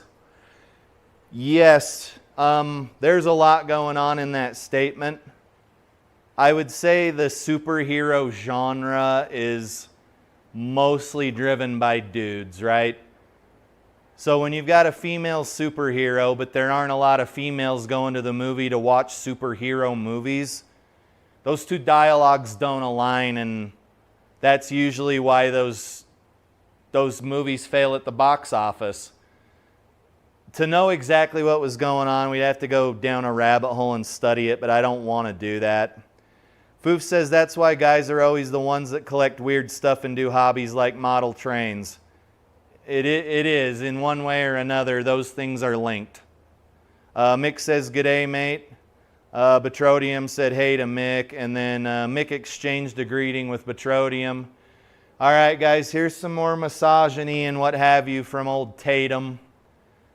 I don't see any obligatory tattoos or nose hoops. Tatum's just Tatum.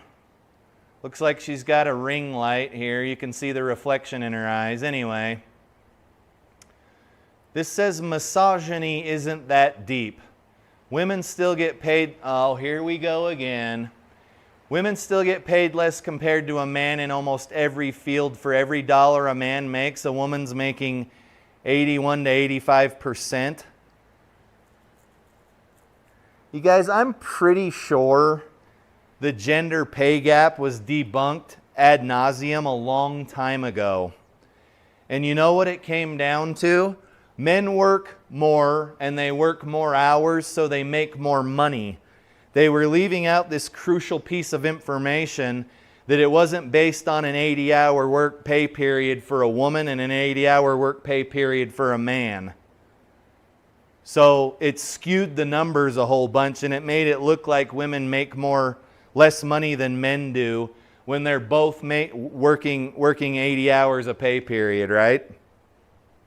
And there's a whole bunch of arguments people make to this. Some people just agree with it, but other people are saying, if you could pay a woman 85 cents on the dollar, why isn't the workforce made up almost entirely of women? Wouldn't employers save a lot of money if they only had to pay 85 cents on the dollar to hire a woman instead of a man?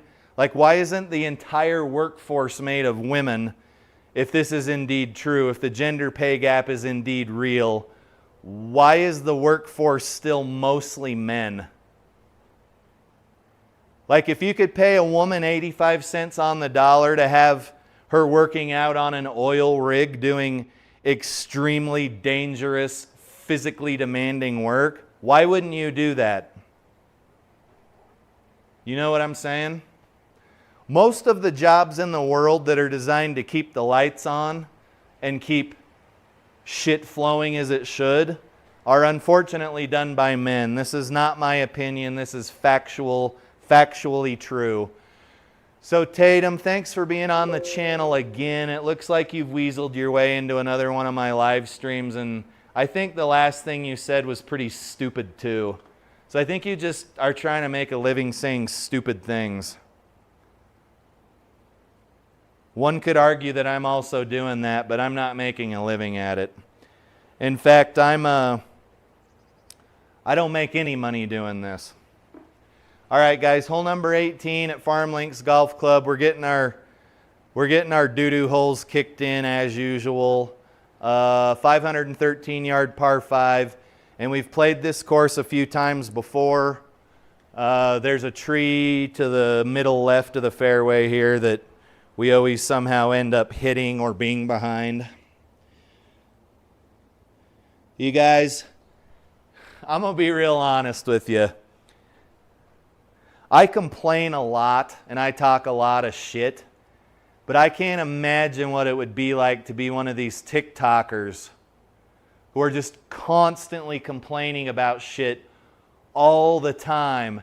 And like 90% of the time it's not even true.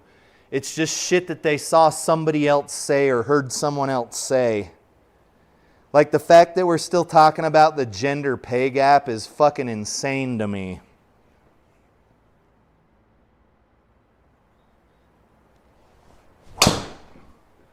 All right, we just made this hole a lot harder for ourselves. Looks like we were slightly over the top with a slightly closed club face, and that never will pay off. You guys, it's like crime. It never pays. Except I've heard of some types of crime that pay quite well, such as drug trafficking, etc., etc.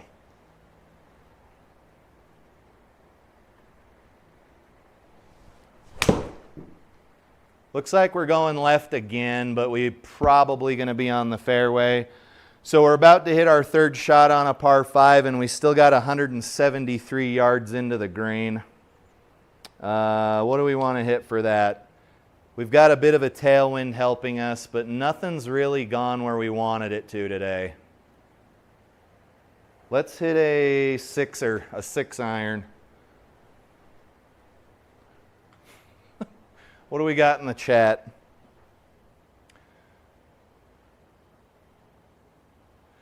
So Steve's got a really good point here that I've completely glossed over. And what does Foof say? Every job he's worked, everyone made the same money because employers hate paying overtime. You guys, at the engineering firm I work at, if you are a level 4, regardless of whether you're a boy or a girl, or a trans person, or an LGBTQ person, you make the same amount of money. And then Steve says in the military, he never met a woman of the same rank that made less than him.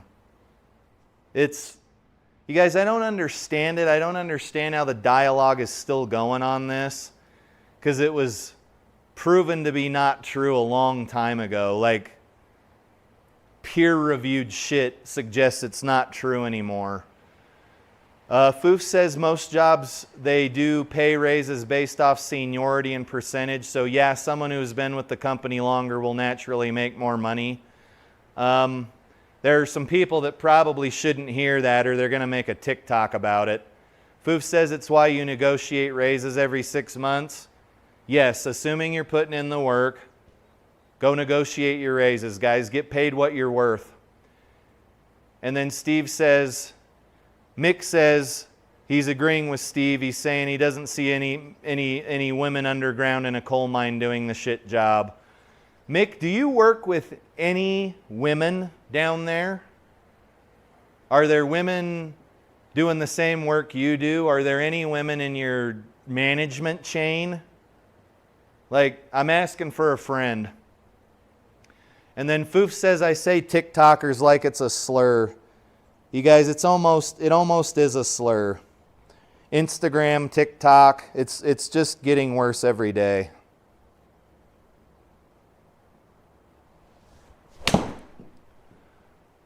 What did we do wrong there? Looks like we were in to out with a slightly closed club face, and it generated a ton of left spin. 1200 RPM a left spin. So there you go. 36 yards to the pin. We're almost done here, guys. If we can get up and down, we won't get another stroke, but I'm thinking we're going to be 13 or 14 over par when everything's said and done.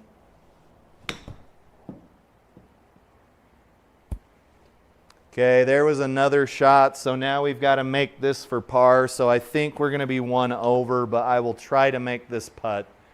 It's 11 feet playing 13 feet. We got it, yes. All right, guys, so I think that concludes the circuit. Let's go in and check some numbers out and some other shit. So if we go to SGT, we go to circuit. You can see we're using WebTees Club Pro standard something, and we're done. We're done. We've completed the season. We made 1.1 million space bucks. It's not real money. And we got 353 points. If we go to season, my career, where can I see my other shit here? We got 2 top 10s. Best we finished was 5th. Best score was a -1. Where does it say what we actually finished?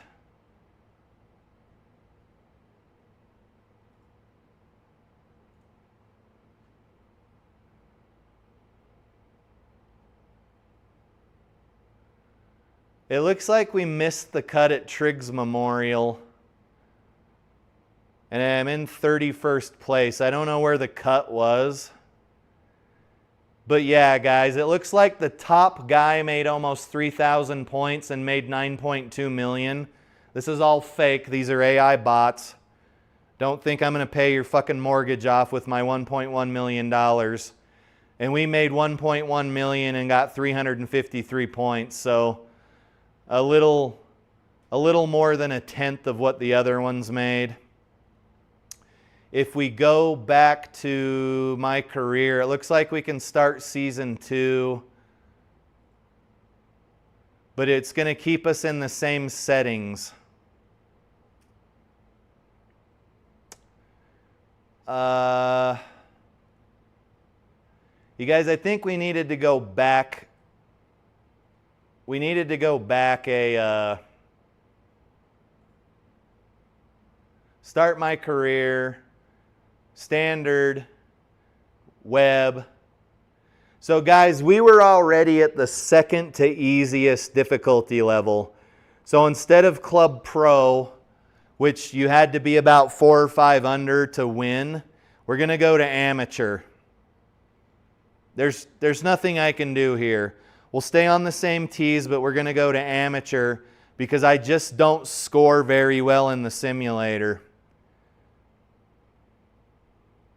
So this says average field score is about plus 18. Average field score is 5, plus 5. That was not true. Competitive club level field. So I'm guessing if we go to AM, because Club Pro says it was plus or minus, it was about plus 5 and it was actually 5 under. If we go to AM, we'll see if it's too easy. How about that? If we go to AM, we'll see if it's too easy. So it looks like the first one's going to be Landmark Realty Open at Wildflower Golf Course.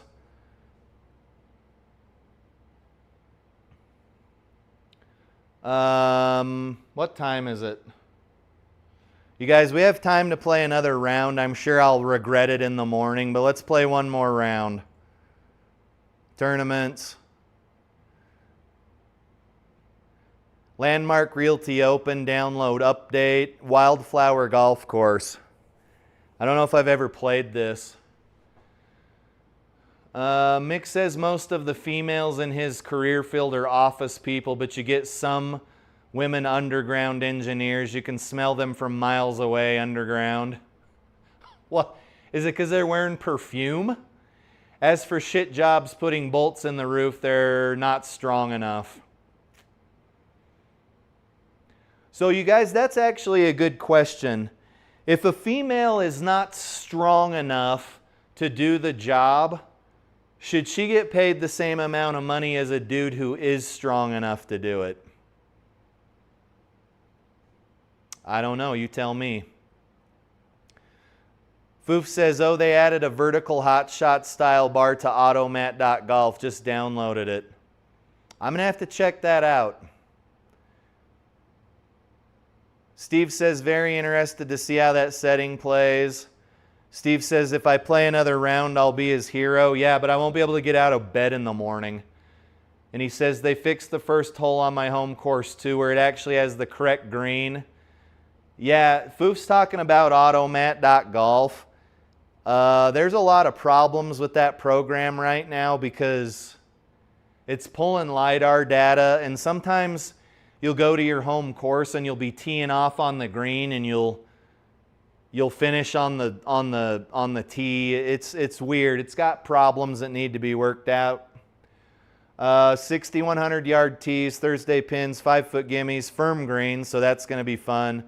Hard fairways. The tournament's at 1,368 feet. Stimps 10, winds breezy. You guys, this is just going to be more of the same. I am not very good at sim golf. I score about in the sim what I score in real life. Now, does that mean that I've reached ultimate enlightenment? I don't know. Because you're supposed to score a lot better in the sim than you do in real life. We'll see. Let's grab some golf balls here.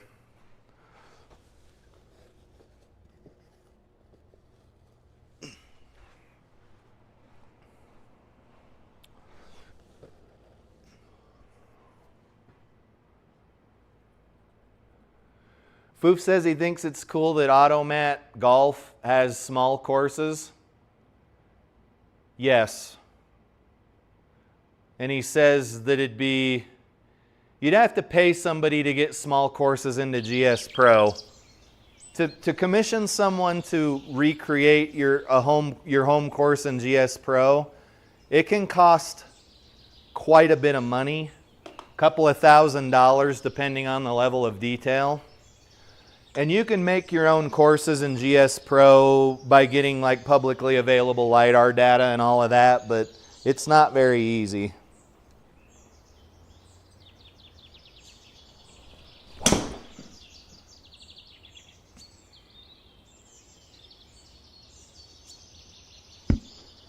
Okay, decent shot. You can see that we're already getting screwed by the firm fairways, and we're probably going to get screwed by the firm greens too. It's just how bad. 79 yards.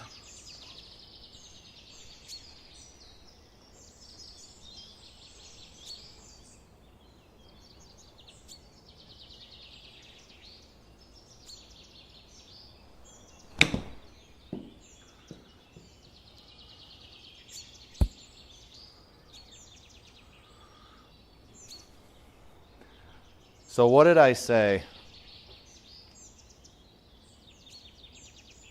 10 stimp firm greens. So the firmness of the green shouldn't have anything to do with how the ball rolls during a putt. It'll obviously have something to do, it'll change how the ball interacts with the green when the ball hits the green on an approach shot, but it shouldn't do anything for a putt, theoretically. And I can already see we're going to have trouble with these greens because that ball barely got to my impact screen, and that's about 8.5 feet away. And you see that putt rolled 20 feet. So we're going to have to mind our P's and Q's here, guys. Number 2 is a 490-yard par 5. We're just going to blast the ball up the fairway. Steve says, do I use the same golf ball in the sim as I do outside? I do not. I use TP5X picks in the simulator, and just whatever golf ball's in my bag is what I use outside. Like today I was using like on the golf course outside, I was using like a Precept golf ball, a Precept Laddie X.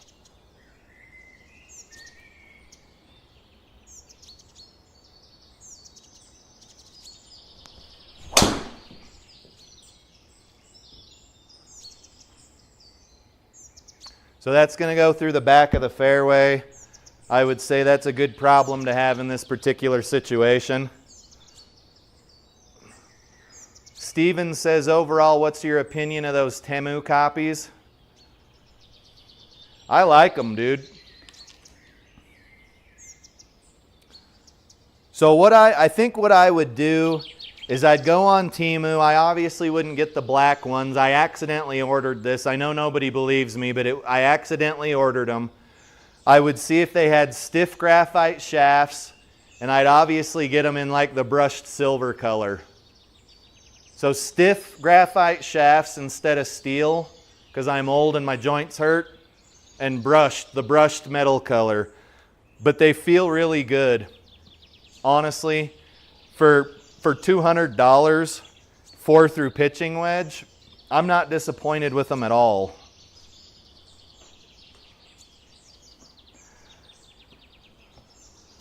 And I, honest to God, ordered both of these sets on accident. I am not kidding you.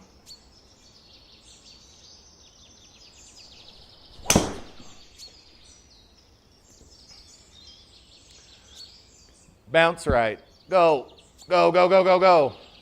Okay, guys, this is going to be tough. That was a 5-wood. So we're downhill a couple of feet. We're braking hard from left to right. We're basically going to take our 54-degree wedge here and say a prayer.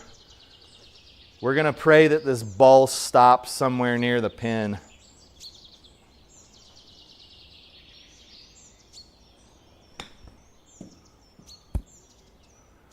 Oh. You guys, we're gonna get beat up by these greens all day if I do not make a mental shift like right now.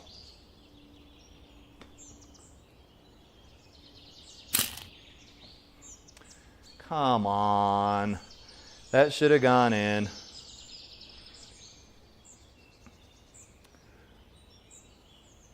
Foof says, I think he's talking about the laddies. He's saying they're his go-to ball. So guys, I'm not good enough to care about what golf ball I use.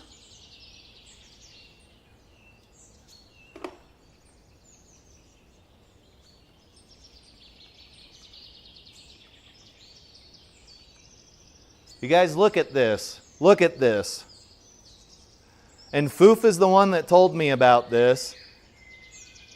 24 Laddie X's. They're a two-piece ball. They're nothing special.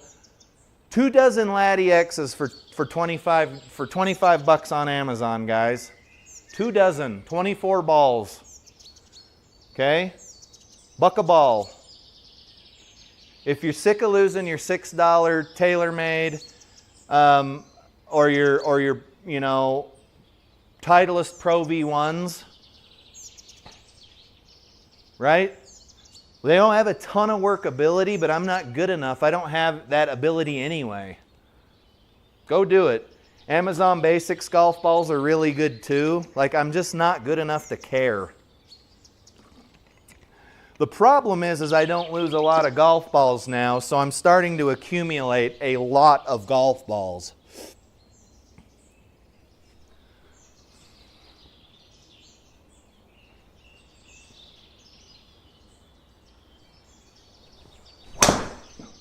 Okay, there's another pop fly.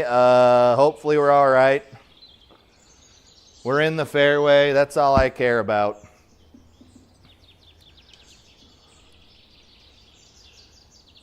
See, Foof was smart. He got graphite shafts on his Temus.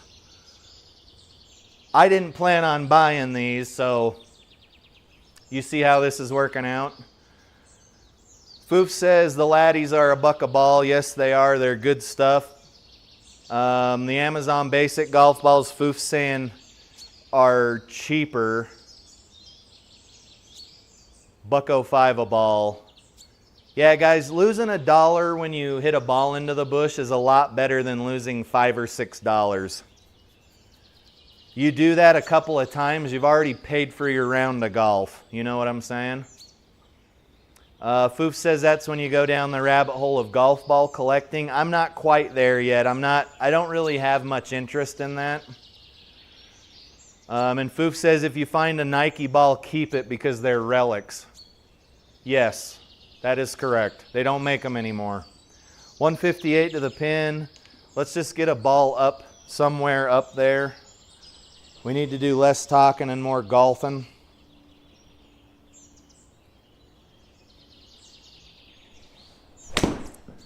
There's another pull.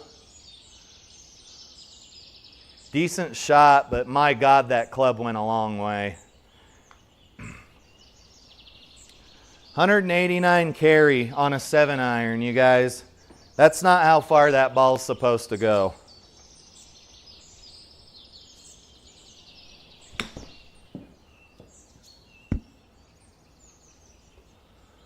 And if you think we're going to be able to hold a green with these settings, think again. We ain't. We're not.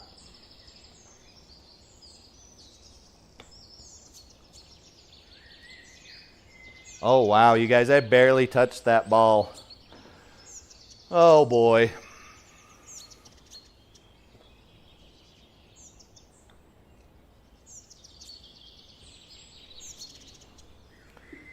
Okay, double bogey on hole 3, blah, blah, blah, blah, blah. Same shit, different day.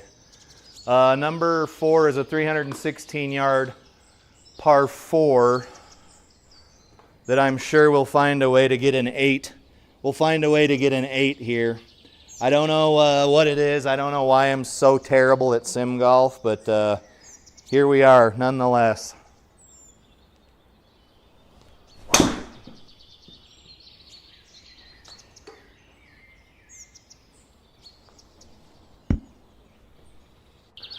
But when you don't expect to score low in the simulator, it actually kind of makes it less stressful and more fun. Kind of like the golf sidekick says, let's make golf as stress-free as we possibly can. And since I've been doing this sim golf shit for 2 years and I'm still fucking terrible at it, I don't see any need to like be mad all the time about it.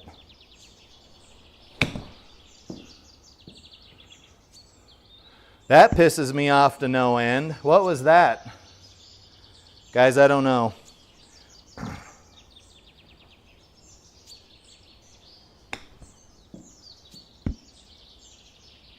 Firm fairways and firm greens. It's almost like you're playing, what's that shit called? Pinball. Pinball.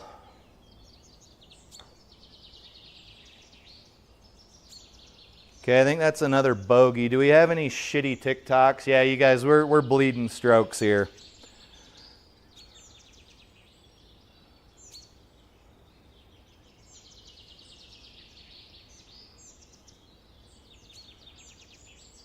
Okay.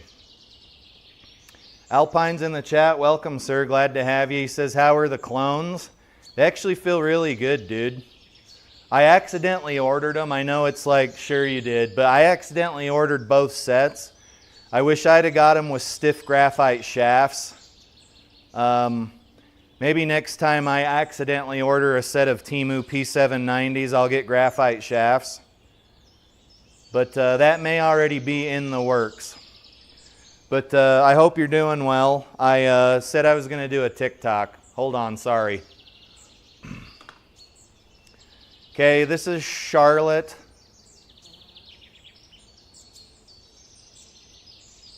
There's Charlotte. I think her camera was in like landscape view when she was trying to take her selfie. She says, let's normalize forcing men to get vasectomies instead of forcing women to have a child she doesn't want. Do you think maybe we could stop halfway instead of going to the fucking nuclear option here? Let's fucking normalize forcing men to get vasectomies? Like, what are we going to do? Round them up like a fucking concentration camp and start fucking melting their fucking ball plumbing together? Like, why do we need to go straight to this nuclear option? So force a man to get a vasectomy instead of allowing a woman to get an abortion. You guys, those are two different things. We're comparing apples to like motorcycles right now. These are two different things. These are two different things. Yeah. Forcing men to get vasectomies instead of forcing a woman to have a child she doesn't want. You could abstain from sex. You could use condoms. You could use birth control. You could use other contraceptives. You could use that fucking lubrication that's like got spermicide in it. There's a lot of different ways we could do this instead of normalizing forcing men to get vasectomies. I can't believe people this stupid are allowed to have a cell phone and a TikTok account. This is outrageous to me. God damn it. I'm writing a strongly worded letter to my congressperson. This is fucking Charlotte. Thanks for being on the channel, but I need you to get the fuck out of here. You're making me sick. Good Lord. All right, guys. We got to get past this dog leg left on hole number 5. Would you guys be okay if they rounded everyone up and forced us to get vasectomies?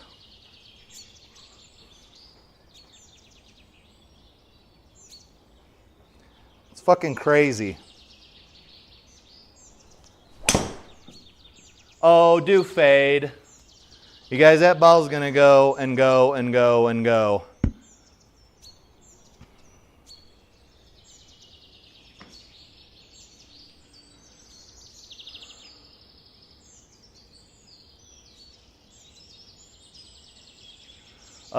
Let's see here. You guys, So Alpine says he figured I didn't have enough clubs here already.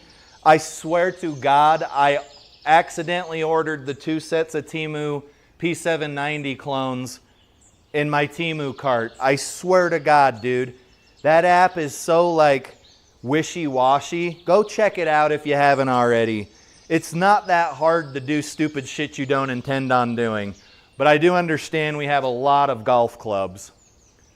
Foof says, do I have the Automat Golf on my PC? I do not. They kind of lost me when it went from a web app to an actual app. I'll have to figure out how to get it. Alpine says, I'm doing well. Playing my most consistent golf outdoor of my short career. That's good to hear. Are you, how's your handicap doing? Are you losing fewer golf balls and shit like that? Are you like having more fun? That's what I'm trying to do. Okay, Foof says it's on GitHub. I can navigate GitHub. So you guys want to know what's more confusing than the fucking Temu app? Is GitHub. Downloading anything on GitHub is like, you've got to have a degree in fucking rocket science. And then Foof says, do they not know vasectomies are reversible? Vasectomies are considered reversible, but they shouldn't rely on them being reversed. I actually did a little bit of research on that. I had a vasectomy a while back, and we did some research on it. But they are reversible, but you shouldn't rely on them being reversed. And then Alpine says he's got his Temu Lab putter. Which Temu Lab putter do you have? Because, dude, my daily driver is this Temu Link 2.2. This is my daily driver, dude. And everybody thinks it's real. I tell them it's not because I'm not a shithead. Okay, Foof put a link here for me that I'll have to check later. Okay, I'll go download it. I actually really like it. I want to use it, but I think it's still too immature. Alpine says he shot 18 with 2 triples on Thursday. I think he thinks he had 4 bad shots the whole round, meaning like a chunker top. Yeah, guys, if you're only hitting 4 chunks or thins, you're probably having a pretty good round. And then Alpine says he has a really fake one. Like the one that doesn't have any of the like wannabe lab logos on it, I'm guessing. Because if you guys see some of these putters on Temu, they'll have their thumb over the lab logos. Or like when I got this in the mail, all of the lab logos had like black electrical tape on them. I already told you all of this, but I seem to love to repeat myself. All right, guys, I got 20 minutes, so we're probably not going to finish the round, but we'll get as far as we can. We need to play like a 110-yard shot, probably less, because the ball's going to run so far. We're downhill, so this is going to be an absolute nightmare of a shot. Watch this one go. Nightmare of a shot. Here we go. Plus, I pushed it. Let's see if this ball just goes all the way down to the green. No, it's going to stop. I love when I basically make a guarantee of what a shot's going to do, and then GS Pro's like, no, fuck this dude. 23 and me. You guys, nothing is going to stop on these greens. So this is going to be like a bogey fest. I've never played in these conditions in real life, but I would imagine it's pretty frustrating. Okay, there we go. Another bogey, I think. Yep, it's just going to be a bogey fest, guys. Hole number 6 is a 363-yard par 4.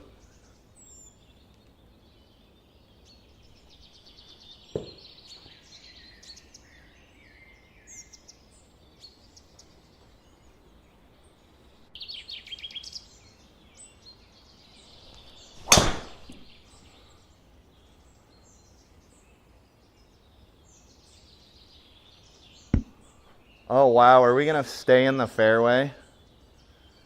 Is this a Christmas miracle? You guys, Since we're downhill in the fairways, we're gonna do this, but I'm not gonna do it with this good putter. Since we're downhill and the fairways are hard, I wanna putt right now. What do you guys think of that? Downhill, hard fairways, I'm gonna putt this. Oh, I just messed up the camera. Let's putt this ball. We're gonna use the Temu toilet bowl fake lab putter here.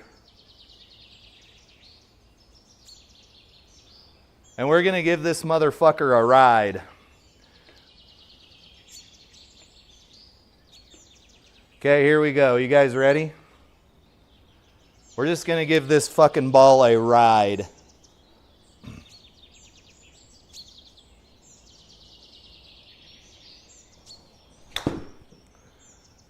Oh shit. Did we come? We came through super open.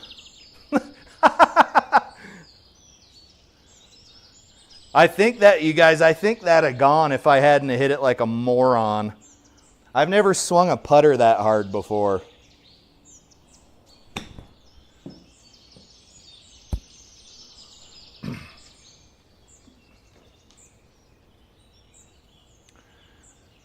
Alpine says it has no lab logos on it at all. Yeah, dude, so now I only look for the Temu ads where the guy's covering the lab putter with his thumb. You'll see them now that I mentioned it, but those are the only ones I buy.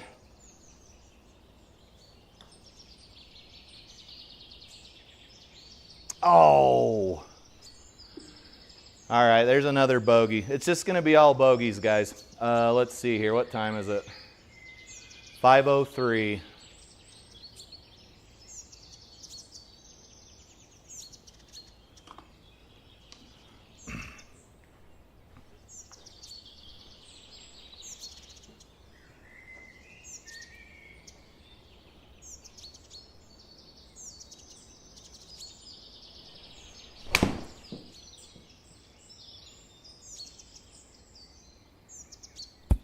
Oh! You guys, we dotted that green. It's coming back a little, but we dotted that green. 7,200 RPM of backspin. SIGPRO showed the same. That was a really good shot, and I'm honestly surprised it's even this close to the pin with how firm these greens are.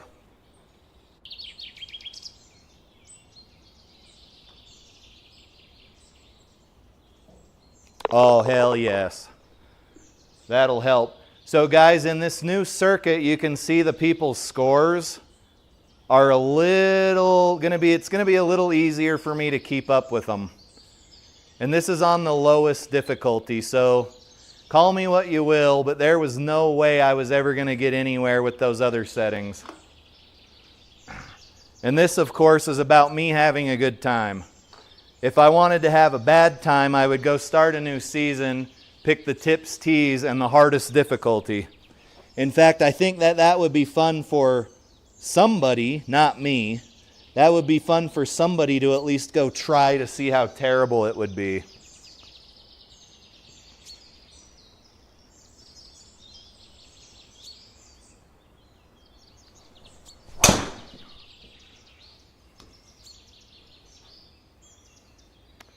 Oh, get through the trees. Get through the trees. Shit.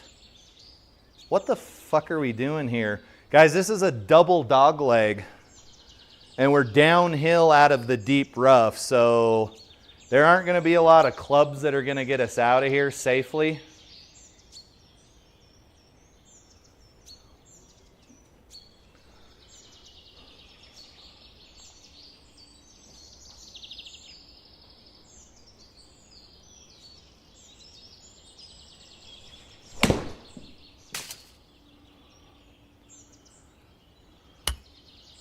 What the hell?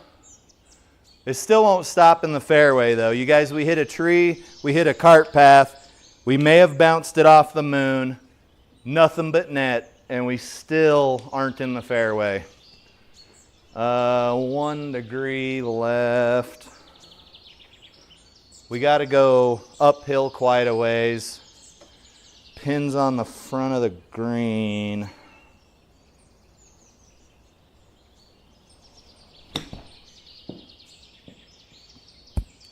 Oh, these greens are so firm. They're so firm.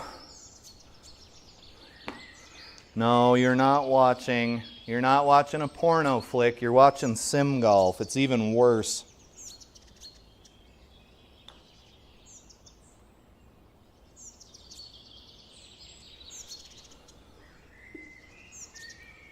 Par. All right, guys, what time is it? What time is it? What time is it? Dun, dun, dun. Let's look at another shitty TikTok.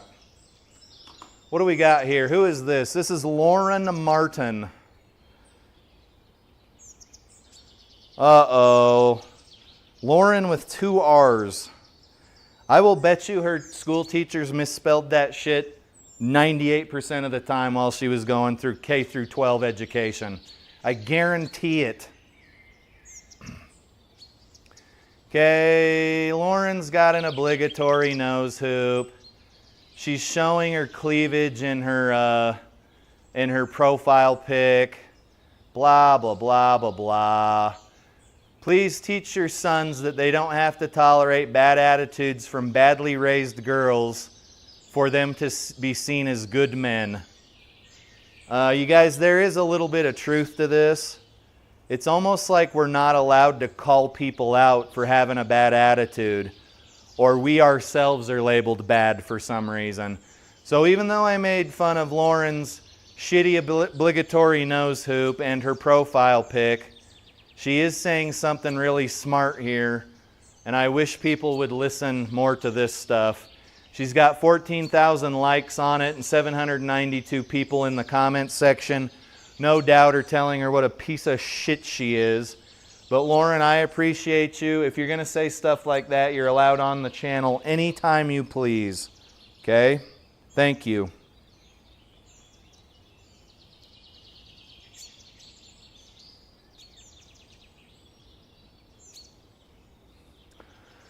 Okay, we've got about 11 minutes here.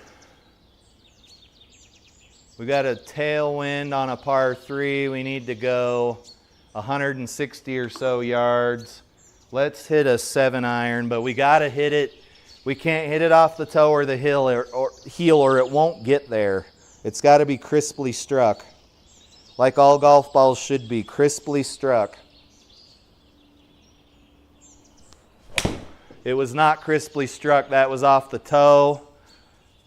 And we are in the sand 30 yards offline. My God, what a terrible shot that was. All right, let's go. You guys, it's going to be hard to get this ball to stop. They release so hard out of bunkers as it is.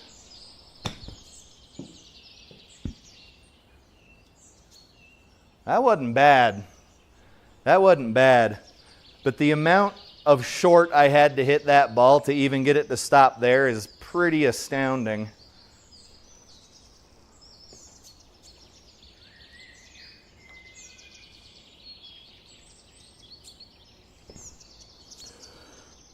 Oh my goodness, I can't make a putt. I can't make a fucking putt. God. +5. What are we doing? Oh, guys, this is narrow as shit. Can we cheat? No, we can't cheat. So, guys, we have to have a pretty well-placed shot right down the gut here, or we're going to be in trouble. 382-yard par 4 that dog legs right.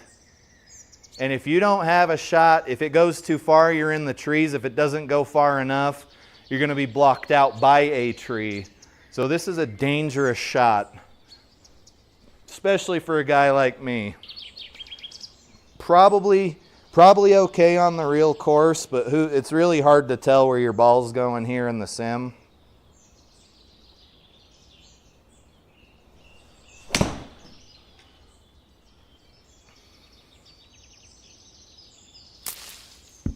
Guys, I think we just got away with robbery. Like somebody should be calling the police on us because we just got away with robbery. but I'll take it. It doesn't happen very often for me here in the sim. I'm gonna take it. I'm gonna take it. 170 playing probably more because we've got a headwind.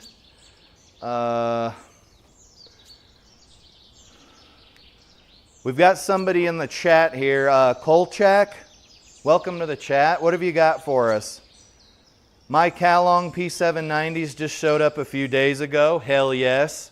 They are pretty darn good for the price. Not disappointed with them at all. Yeah, these are really serving me really well. They feel good. The miss hits don't go to as far to the right or the left as my Ping G425s. But my Ping G425s have standard regular flex graphite shafts, so I think that's part of the issue. But yeah, I agree with you. These are, even though I got them on accident, these are really nice, and I'm quite enjoying them.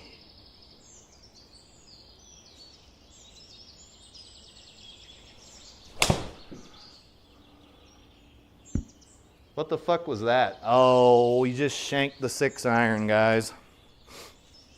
65 yards to the pin. We're probably not going to be able to get through the entire course, but we'll pick up where we left off next time I live stream.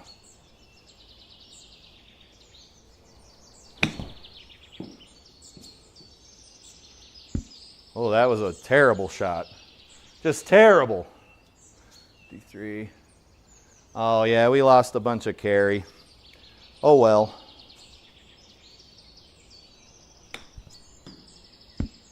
Oh, you guys, these firm greens, boy, we're getting beat up. We're getting beat up, boy. Getting beat up for bogey. So we're taking a double here. Let's just get down there. Ooh, I thought that was going to go in. So there's, I believe, a double.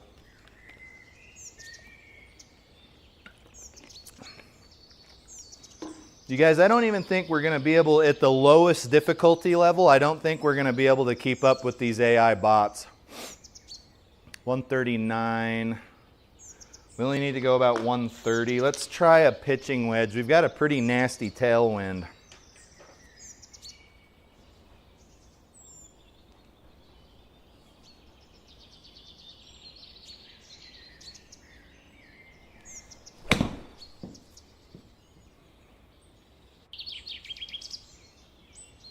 Go, go, go, go, go, go, go, go.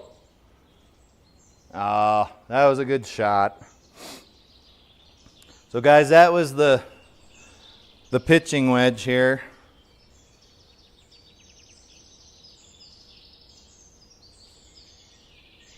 I'm actually enjoying these $200 golf clubs. Not the first set of $200 golf clubs I've purchased, mind you. All right, guys, this is playing about 19 feet. Oh, so close. Kolchak says his Calongs actually have regular flex graphite shafts in them. First set of irons I've had with graphite shafts. Don't think I'll ever go back to steel. Yes, so again, I've been quoted as saying the same thing. I had these in my cart. I didn't intend to buy them, but some unfortunate mix of button clicks, and I ordered 2 sets. The black ones and the brushed silver ones. I might go look for a set with stiff flex, like I said, and order those, and then I'll have like 3 sets of counterfeit P790 irons.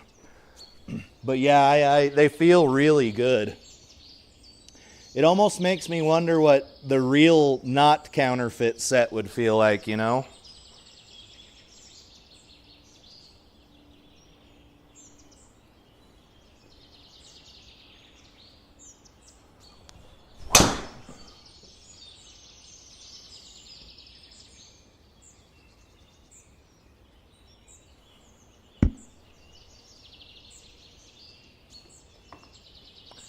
.218 to the Pinsky, playing, it's up there, guys. That would be a tough green to get to, especially since nothing will hold.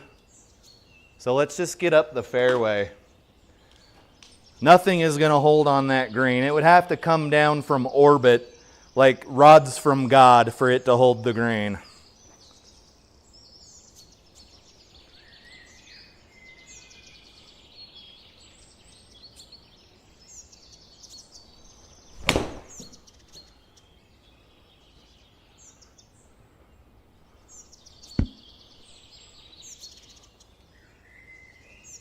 Okay, good shot.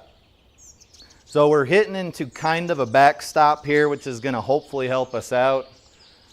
My distances have not been great at all today,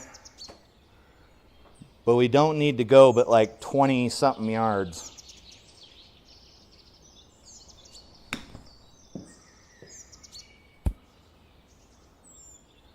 So close to greatness. Now we got to putt downhill with a break. Let's just barely touch this ball. Kind of like your old high school girlfriend used to barely touch your ball.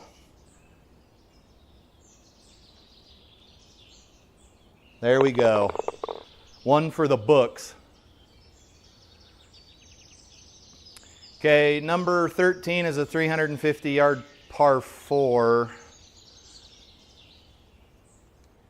Honestly, let's just bomb and gouge. That's a bit hypocritical of me considering how much shit I talk, but let's just bomb and gouge up to the hole. I am not going to carry the ball 287, obviously.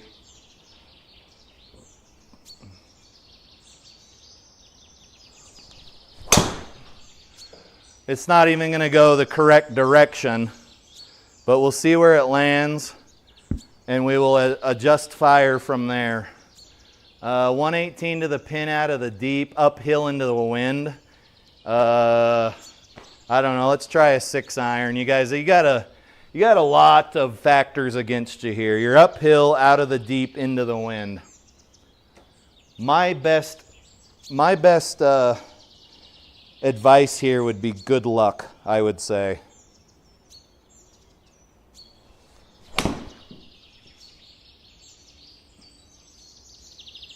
And then we blow right past the pin. Oh my goodness. You guys, we're short-sighted. This is going to be either 30 feet past the pin, or we're not going to hit it far enough. It's going to stick in the rough. Let's see which one it is. Place your bets. If you bet 30 feet past the green, congratulations, you've won the 50-50 raffle.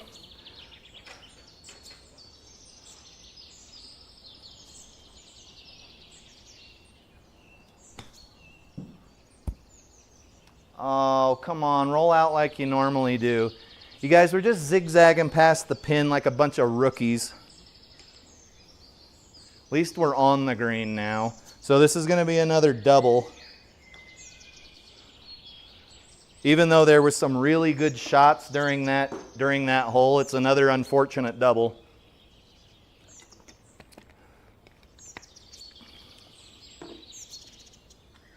Okay, let's do one more TikTok and then I gotta go, guys. I gotta go eat dinner.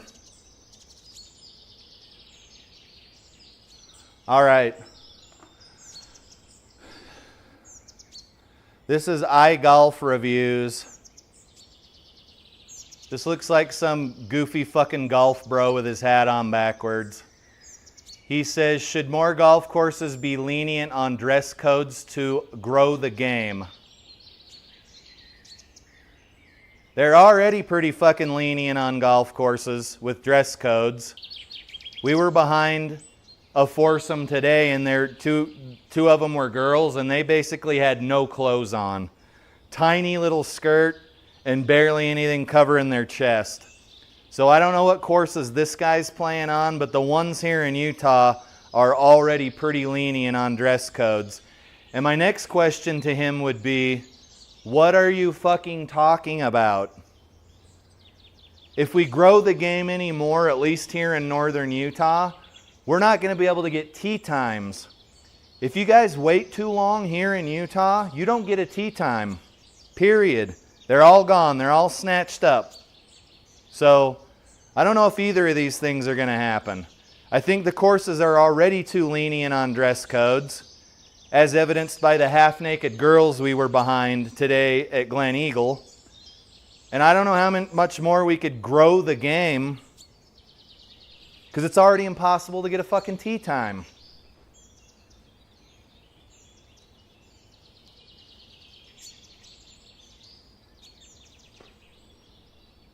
I don't know, guys. Okay, I gotta let you go. Let's check out some more comments here, and then I gotta go. R-Man's in the chat, welcome. Hey, they're really good. The Temu clubs are really good. There's a few other people in the chat that say they have them, and they're really good clubs. So go pick yourself up a set if you are so inclined. I don't have any problems with them yet. Do get the lofts checked though. The lofts, some of the lofts on the clubs were off by a few degrees. Foof says he's seen lots of jeans and jean shorts on old guys. Yeah, all day long. T-shirts, jeans, jean shorts, scantily clad women. It's the whole gamut of fashion on the golf course. Steve says, thanks for streaming, Shelby. Thank you for the shout out as well. Always fun to watch your streams.